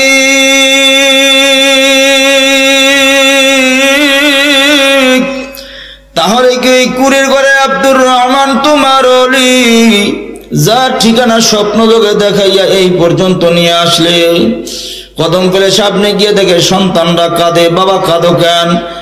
হযরত গতকালকে রাতে আব্বা দুনিয়া থেকে বিদায় হয়ে গেছে, এখন পর্যন্ত কেউ আসলো না আব্বাকে দাফন কাফনের জন্য। ইমাম গাজালি রহমাতুল্লাহ আলাইহি সন্তানদেরকে কোলের মধ্যে জড়াইয়া নিজ হাতে চোখের পানিগুলা মুছাইতেছেন আর বলতেছেন, বাবা কাইদো না, আমার আল্লাহ স্বপ্ন যোগে তোমার বাবার ঠিকানা দেখাইয়া এই পর্যন্ত নিয়ে আসছে, সুন্নত তরিকায় তোমার বাবার দাফন কাফন হবে, টেনশন করা লাগবে না। এ আল্লাহর বান্দারা নিজের হাতে গোসল করাইয়া কোলে কইরা যখন ইমাম গাজালি রহমাতুল্লাহ আলাইহি আব্দুর রহমানের লাশটা কবরে নামাইতেছে, ইমাম গাজালি রহমাতুল্লাহ আলাইহি লেখেন, আব্দুর রহমানের লাশটা কবরে নামাইতে দেরি, কবর থেকে জান্নাতের ঘেরান বের হইতে দেরি হয় না। ইমাম গাজালি রহমাতুল্লাহ আলাইহি আব্দুর রহমানের চেহারার দিকে তাকায়া চোখের পানি ছেড়ে কাঁদতেছে আর বলে, আল্লাহ কি এমন আমল আব্দুর রহমান করলো যেই কারণে তুমি তাকে এত বড় নিয়ামত দান করলে। দাফন কাফন শেষ করে সন্তানদেরকে জিজ্ঞাসা করতেছে, বাবা তোমার বাবার এমন কি নেক আমল আছে যে নেক আমলের দ্বারা তোমার বাবাকে জান্নাতি বলা যায়? সন্তানরা ডাক দিয়ে কয়, ইমাম আমার বাবা গরিব মানুষ, কাটুরিয়া মানুষ, সকালবেলা কুঠারাটা কাঁধে বহন করে জঙ্গলায় যাইতো, কাঠ কাইটা বাজারে বিক্রি করে যা পারতো আমাদের জন্য নিয়ে আসতো। আমরা এর বাহিরে কোনো আমল তো দেখি না, তবে চলেন না আম্মা হয়তো বলতে পারবে। পর্দার আড়াল থেকে সালাম আনতে জিজ্ঞাসা করতেছে, বোন তোমার স্বামীর এমন কি নেক আমল আছে যে নেক আমলের দ্বারা তোমার স্বামীকে জান্নাতের মেহমান হিসেবে বলা যায়? ইমাম গাজালি রহমাতুল্লাহ আলাইহির কথা শুনে পর্দার আড়াল থেকে তার বিবি চোখের পানি ছেড়ে কাঁদে আর কয়, ইমাম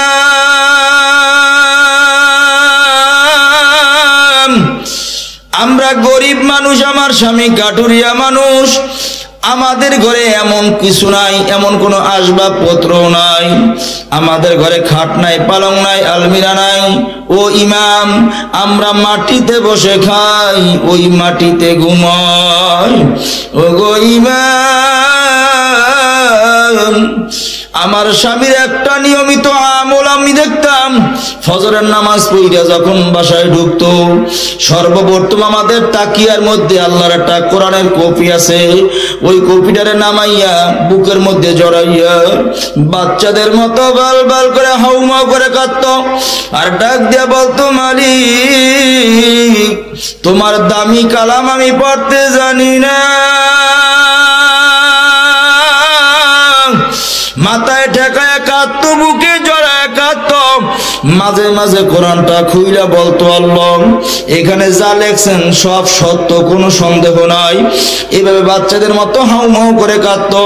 এভাবে প্রেম নিবেদন কইরা জঙ্গলায় যেত কাঠ কাটার জন্য, ওই কাঠ কাইটা বাজারে বিক্রি কইরা আমাদের জন্য যা পারতো নিয়ে আসতো। আবার বাসায় আইসা রাতের বেলা সর্বপ্রথম ওযু কইরা আগে আল্লাহর কোরআনের কপিটা নামাইয়া কোরআন খুইলা কাঁদতো আর বলতো, মালিক তোমার এমন দামি কালাম আমি পড়তে জানি না। ময়দানে মাশারে তুমি যদি আমাকে জিজ্ঞাসা করো, রে আব্দুর রহমান আমি মাওলার কোরআন থেকে দুটো পইরা শুনো, আমি পড়তে পারবো না। ও মালিক এখানে যা লেখছো সব সত্য, কোনো সন্দেহ নাই, যা আছে সব সত্য। কয় আমার স্বামী এইভাবে বলতো আর বাচ্চাদের মতো হাউমাউ করে কাঁদতো। ও ইমাম গতকালকের রাত্রের আমার স্বামীর চোখের পানি এখনো আল্লাহর কোরআনে বিদ্যমান আছে রে ইমাম। ইমাম গাজালি রহমাতুল্লাহ আলাইহি ডাক দিয়া কয়, আর বলতে হবে না, আমি বুঝতে পারছি আল্লাহ কেন আব্দুর রহমানকে মাকাম দান করছে। আব্দুর রহমান যদিও মূর্খ মানুষ, শেষ ছিল আশিকে কোরআন। আমার মাওলার কোরআনের মহব্বত করার কারণে আমার আল্লাহ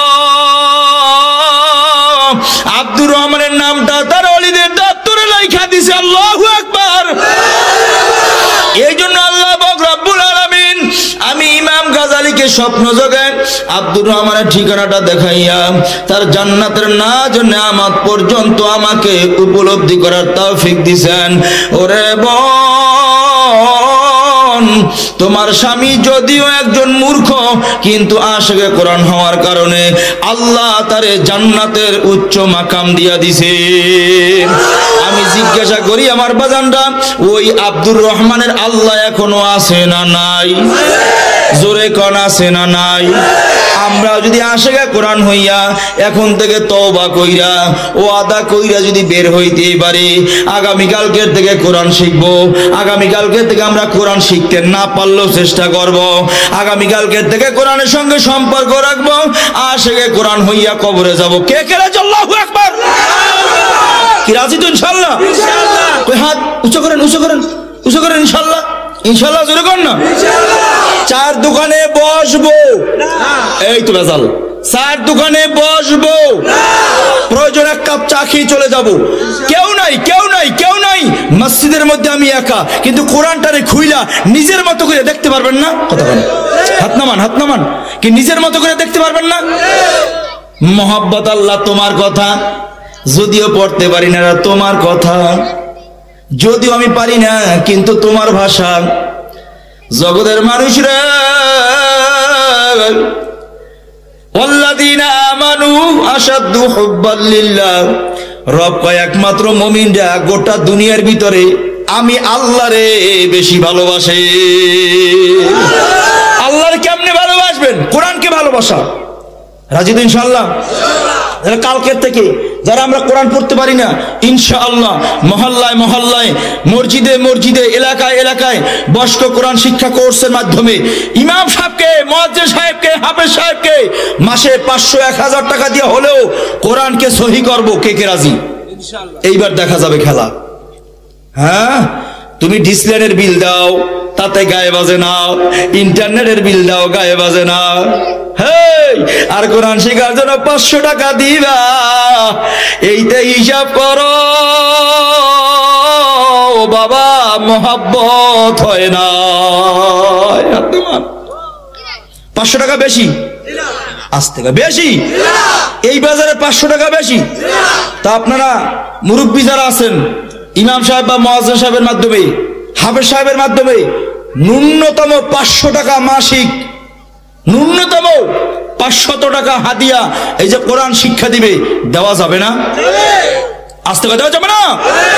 ওয়াবতাগু ইলাইহিল ওয়াসিলা, ময়দানে মাহশারে হতে পারে আপনার আমার এই 500 টাকা এটাই নাজাতের জন্য উসিলা।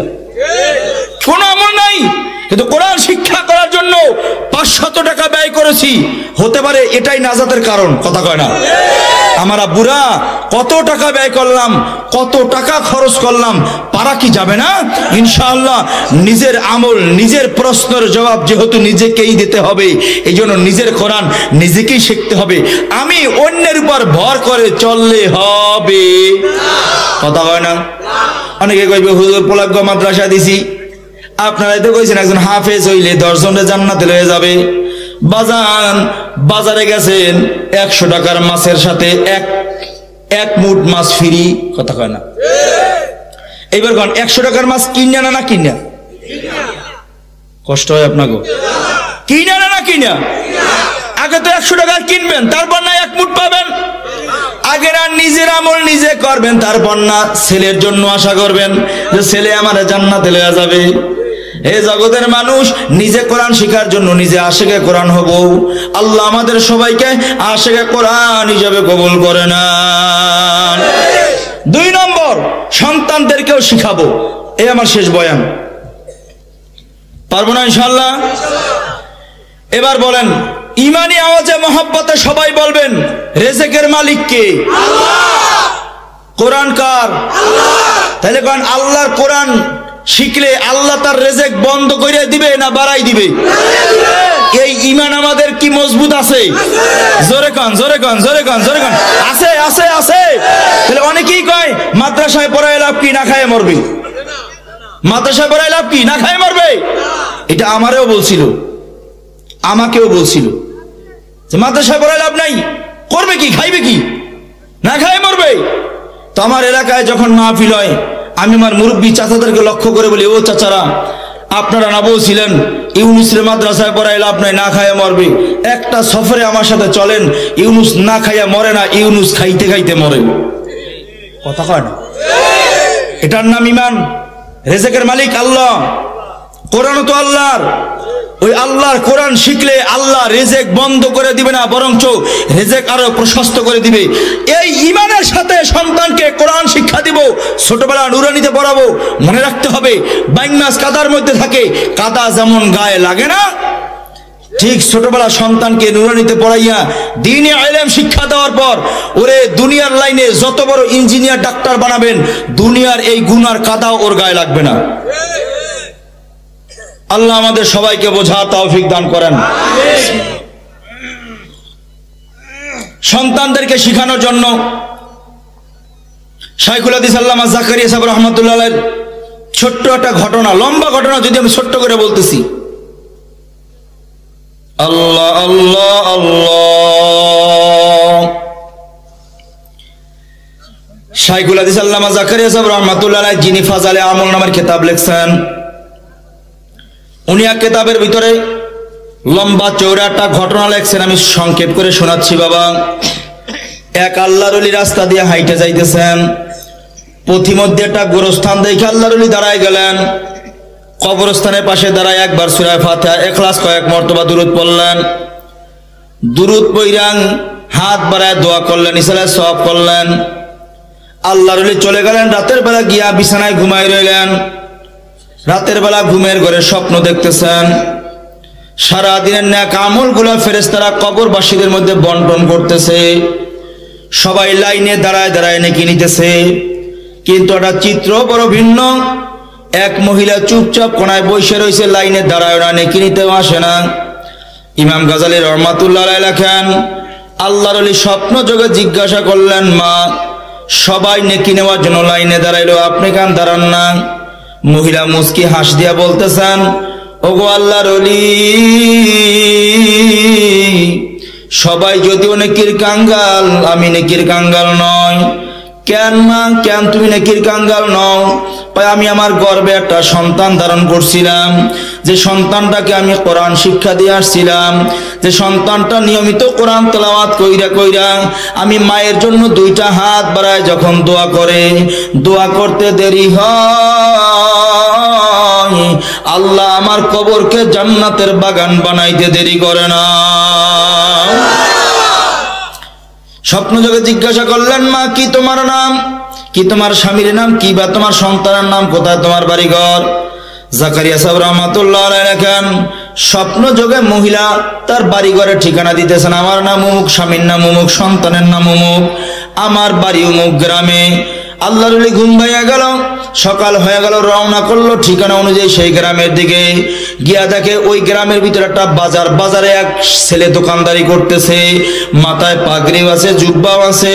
কিন্তু ব্যতিক্রম হলো, যখন দোকানের মধ্যে কাস্টমার গুলা চলে যায়, আল্লাহর কোরআনের কপিটা নামায়া মধুর সুরে তেলাওয়াত শুরু কইরা দেয়। আবার কাস্টমার যখন চলে আসে, কোরআনের কপিটা বন্ধ করে তাকিয়ার মধ্যে রাইখা আবার বেচা কিনা লিপ্ত হয়ে যায়। কাস্টমার যখন বিদায় হয়ে যায়, আবার কোরআনের কপিটা নামাইয়া কোরআনের কপিটা খুইলা মধুর সুরে তেলাওয়াত শুরু করে দেয়। কিছুক্ষণ সময় আল্লাহর ওলি এইভাবে দেইখা কদম ফেলে সামনে বাড়ায়া জিজ্ঞাসা করতেছেন, বাবা তোমার নাম অমুক কয়জি, তোমার বাবার নাম অমুক কয়জি, তোমার গ্রাম অমুক গ্রামে কয়জি, তোমার মায়ের নাম অমুক কয়জি, তোমার মাকে অমুক গোরস্থানে দাফন করছনি? জাকারিয়া সাহেব রাহমাতুল্লাহ আলাইহি লেখেন, মা হারা সন্তান।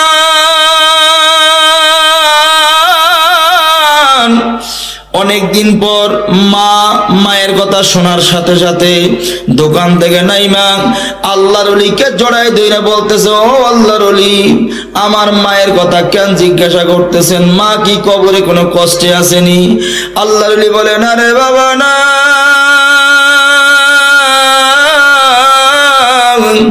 তোর মা কবরে কোনো আযাবে বা কষ্টে নাই রে বাবা। আমি একটা সুসংবাদ দেওয়ার জন্য আসছি, তুই যে কোরআন তেলাওয়াত কইরা কইরা তুই তোর মায়ের জন্য দোয়া করো, আমার আল্লাহ এই দোয়ার বরকতে তোমার মায়ের কবরকে জান্নাতের বাগান বানায়া দেয়। আমি আসছি রে বাজান, তুই বেশি বেশি কোরআন তেলাওয়াত করবি, কোরআন তেলাওয়াত বন্ধ করবি না।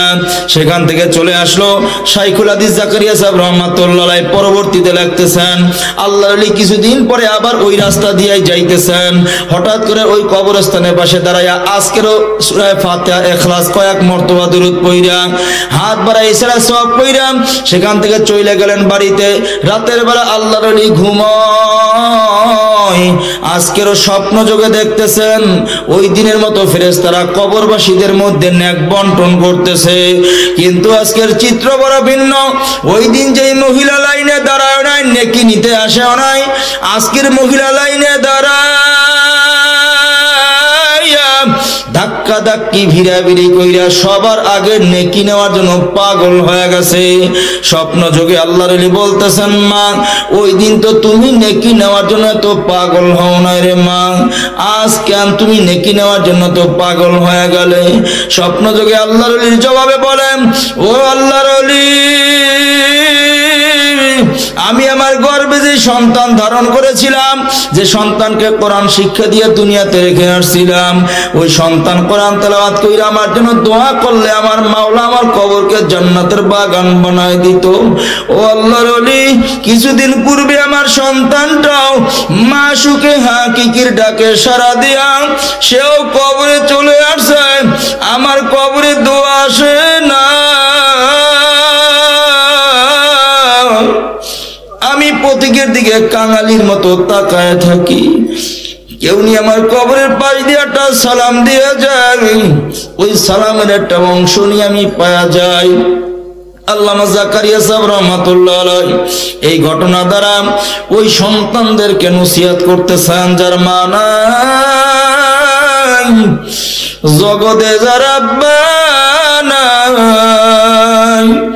জাকারিয়া সাহেব রহমাতুল্লাহ আলাইহি বুঝায়, ও জগতের সন্তানেরা, সন্তান যত নেক আমল করবে, এই নেক আমলের একটা অংশ বাবা মার কবরে চলে যায়। সন্তান যদি কোনো বদ আমল করে, বদ আমলের একটা অংশ বাবা মার কবরে চলে যায়। এখানে অনেকেই তো বাবা মা হারায় বসছি রে বাবা, আমার বাপ আছে আমি বাবার থেকে দোয়া নিয়ে আসছি, আমার মা আছে আমি মায়ের থেকে দোয়া নিয়ে আসছি, হয়তো বেঁচে থাকলে বাসায় গিয়ে আবার মা বাবা বলে ডাক দিতে পারবো। এখানে হয়তো এমনও সন্তান বসছি যার মা নাই, যার বাবা নাই। বাবার মতো কত মানুষ দেখা যায়, কিন্তু বাবার মতো আর কেউ আসে না। হে আল্লাহর বান্দারা, জাকারিয়া সাহেব রহমাতুল্লাহ আলাইহি বুঝায়, যার মা বাবা জগতে নাই, কবরে চলে গেল, এমন সন্তান যেন কোনো গুনার কাজ না করে, কারণ গুনার কাজ করার সাথে সাথে এই গুনার একটা অংশ বাবা মার কবরে চলে যায়। আমার বাজান, আমার ভাই, এতটুকু মায়া কি ওই মা বাবার জন্য লাগে না? যেই মা ছোটবেলা কত কষ্ট করলো আপনাকে আমাকে নিয়ে, যেই বাবা কত কষ্ট করে আপনাকে আমাকে বড় করলো, জগতে যদি কোনো অন্যায় করি, গুনাহ করি, এই গুনার কারণে মা বাবার কবরের মধ্যে জাহান্নামের ফেরেশতারা জাহান্নামের আগুন লাগায় দেয়, মা বাবা কবরের মধ্যে আযাব হয়। জাকারিয়া সাহেব রহমাতুল্লাহ আলাইহি ঘটনার দ্বারা ওই সন্তানদেরকে সতর্ক করে, খবরদার গুনাহ কইরো না, কারণ মায়ের মতো এত আপন তো আর জগতে হয় না রে বাবা। ওই মায়ের জন্য কি মায়া লাগে না? তওবা কি করতে মন চায় না? মরণ পর্যন্ত আর কোনো গুনার কাজ করব না, কারণ আমার গুনার কারণে মা কবরে আযাব হয়, শাস্তি হয়, এমন কাজ আর করব না।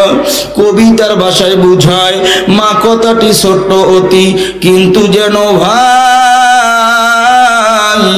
মায়ের মতো এমন আপন এই ভুবনে নাই। বিদেশে বিরাজে যার সন্তান মারা যায়, পশু পাখি জানার আগে আগে জানে মায়। বনে থাকে বন বাদুরি, সাউজলে তার বুকে,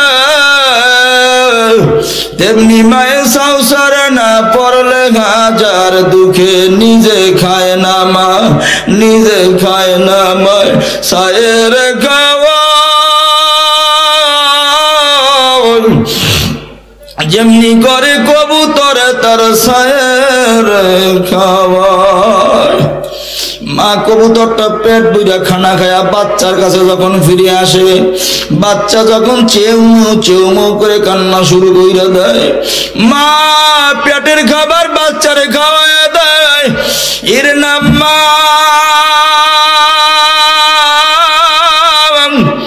এমন মা অনেকের হয়তো নাই রে বাবা। কত বয়ান করছি, এর হাকিকত আগে বুঝি নাই। বিদেশে বিরাজে যার সন্তান মারা যায়, পশু পাখি জানার আগে আগে জানে মায়। এই বয়ান যত করছি হাকিকত বুঝি নাই। যখন অ্যাক্সিডেন্ট করলাম এর হাকিকত পরিপূর্ণ বুঝে আসছে রে বাজান। নোয়াখালীতে বসে যখন অ্যাক্সিডেন্ট করলাম, মোবাইলে সর্বপ্রথম কলটা আসছে মা। অ্যাক্সিডেন্টের 15 মিনিটের মধ্যে যখন আমাকে নিয়ে হসপিটাল রওনা করছে, হঠাৎ করে দেখি রিংটোন টুন টুন করে বাজতেছে। মোবাইলটা বের করে লেখা দেখি স্ক্রিনে মা। রিসিভ কইরা যখন কানে ঠেকাইলাম, মা কেমন যেন একটু গম্ভীর আওয়াজে বলতেছে, ও আমার বাজান জাদুমানি কেমন আছো? আমি বলি মা আলহামদুলিল্লাহ। ইউনুস ভালো আছে? কয় বাজান মন কেমন যেন লাগে, আমার মনটা ভালো লাগে না, এই জন্য ফোন দিলাম। অ্যাক্সিডেন্টের খবর মাকে শোনাই নাই, হয়তো মা আমার পাগল হয়ে যাবে। অপারেশন করার জন্য অপারেশন থিয়েটারে ঢুকাই দিলাম, কিন্তু এর মধ্যে হঠাৎ করে আবার টুন টুন করে রিংটোন বাজতেছে। বের করে লেখা দেখি মা। যখন রিসিভ করি কানে ঠেকাইলাম, অপর প্রান্ত থেকে মা কান্নার আওয়াজে বলে, বাজার কেমন যেন কলিজার ভিতরে একটা আগুন জ্বলে।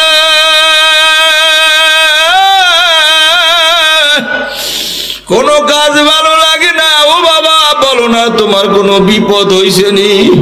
কান্না ধরে রাখতে পারি নাই, মোবাইল হাত থেকে ছাইড়া দিলাম, মোবাইলটা পইরা গেল। ডাক্তার আমাকে জিজ্ঞাসা করতেছে, হুজুর কে ফোন দিছিল? আমি কই স্যার আমার মা ফোন দিছে।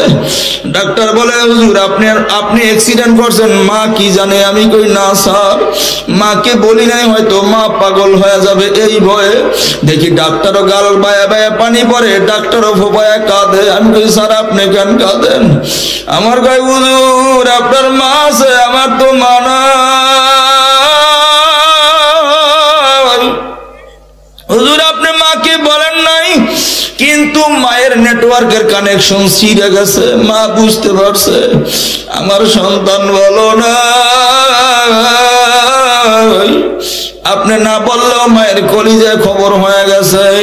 অপারেশন হয়ে গেল, কোমর থেকে পা পর্যন্ত ব্যান্ডেজ কইরা ওই অবস্থায় দুই বগলে ক্রেস লাগাইয়া নোয়াখালী থেকে যখন বরিশাল চলে আসলাম, ঘরের দরওয়াজায় এসে যখন মা কয়া ডাক দিলাম, মা দরদি আমার দরওয়াজা খুলিয়া দেখে আমি বাঁকা হইয়া দাঁড়ায় রইছি। মা আমার গলা কাটা মুরগির মতো ধপাস করিয়া জমিনে পইরা গেল, হামাগুড়ি দিয়া গড়াগড়ি খায়। আমার বিবির ডাইকা কয়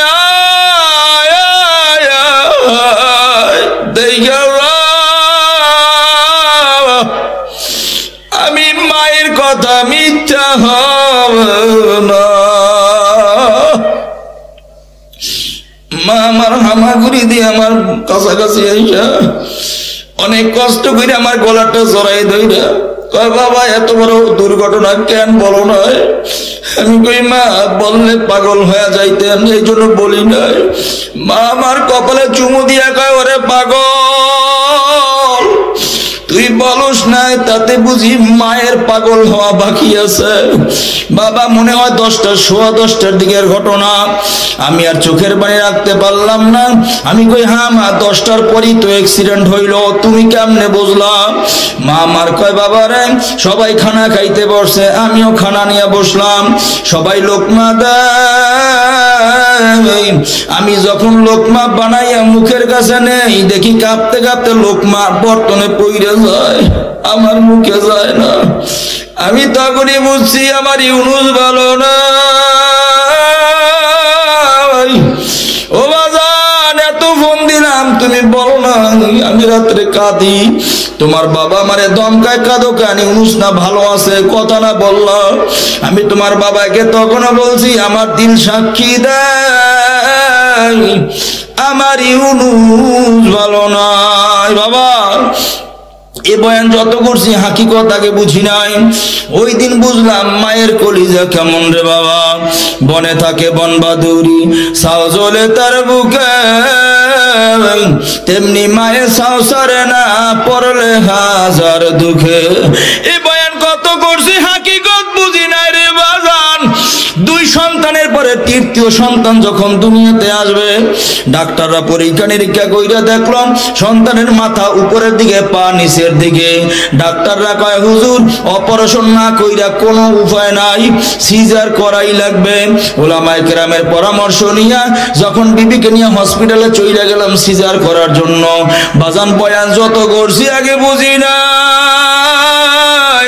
অপারেশন থিয়েটারের সামনে গিয়া দাঁড়াইলাম, আমার বিবি খপ করে আমার ডান হাতটা ধইরা ওর মাথায় ঠেকাই দিছে।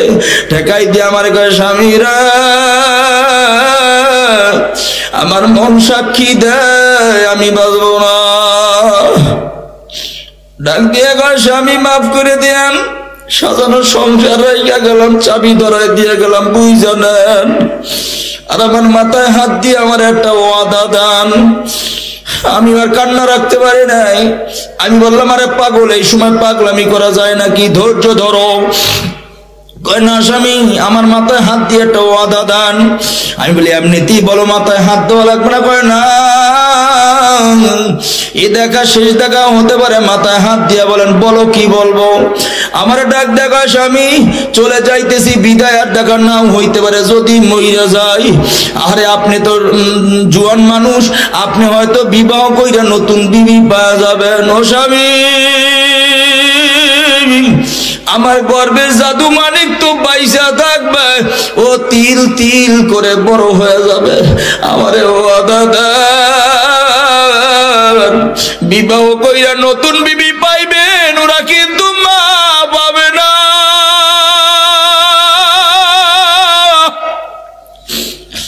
আমার মাথায় হাত দিয়ে ওয়াদা দেন, ওরা যখন বড় হইয়া ওরা সামনের দিকে তাকাইয়া ডাক দিবে মা, দেখবে মা বইনা ওদেরকে কোলে কেউ নেয় না। পিছনের দিকে তাকাইয়া ডাক দিবে মা, মা বলে ওদেরকে আদর কেউ করবে না। ডানে ভাবে তাকাইয়া ডাক দিবে মা, দেখবে মায়ের আদরে কেউ ওদের পাশে দাঁড়ায় না।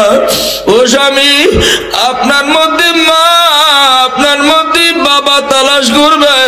আমার মাথায় হাত দিয়ে ওয়াদা দেন, মরণ পর্যন্ত ওদেরকে কষ্ট দিবেন না। এই কথা বইলাম, দুই মেয়েকে টান দিয়ে আমার হাতে ধরে কয় ধৈর্য নেন, এ হলো আমার আমানত, মরণ পর্যন্ত ছেড়ে দিবেন না। দোয়া করে বিদায় দিয়া দিলাম। অপারেশন থিয়েটারে ঢুকে গেল। যতদূর যায় গ্লাসের ফাঁক দিয়ে যতদূর নজর পড়ে দেখি গাড় ঘুরায় ফোপাই ফোপাই কাঁদে আর ইশারা দিয়ে বুঝায় আমার আমানত, আমার আমানত, আমার আমানত। ওই দিন বুঝলাম বনে থাকে বনবাদুরি, সাও জ্বলে তার বুকে, তেমনি মায়ের সাও সারে না পড়লে হাজার দুঃখে। কত কথাই না বলতে পারতো, না কোনো কথা বলে নাই। আমার সন্তান, আমার সন্তান, আমার সন্তান। এক জায়গা থেকে ফোন আসছে, হুজুর এক মুমূর্ষু মা, বাচ্চা ডেলিভারি হয়েছে, মায়ের অবস্থা ভালো না, সারা গায়ে মায়ের রক্ত, একটু তওবা করানো দরকার। আমি বললাম মোবাইলটা ওনার কানের কাছে রাইখা বারবার পড়ানোর চেষ্টা করেন, আস্তাগফিরুল্লাহ। যত পড়ায় আস্তাগফিরুল্লাহ, মায়ের খেয়াল নাই। মা দুর্বল রক্ত মাখা হাত দুইটা বাড়াইয়া বাচ্চার ইশারা দিয়া কয় ওরে দাও।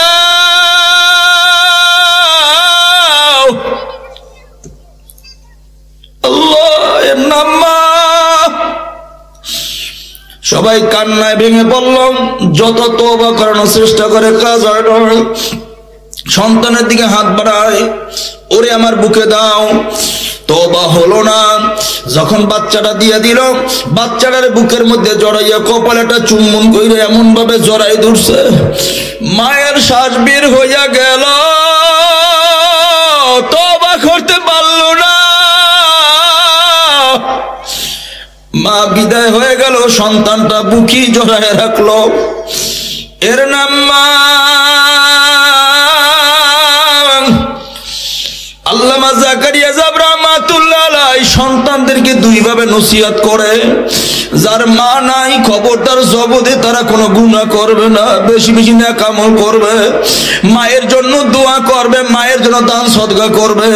আর যাদের মা বাবা জীবিত আছে খবরদার মায়ের মনে কষ্ট দিবে না, বাবার মনে ব্যথা দিবে না, মা বাবা খেদমত মন ভরে করবে।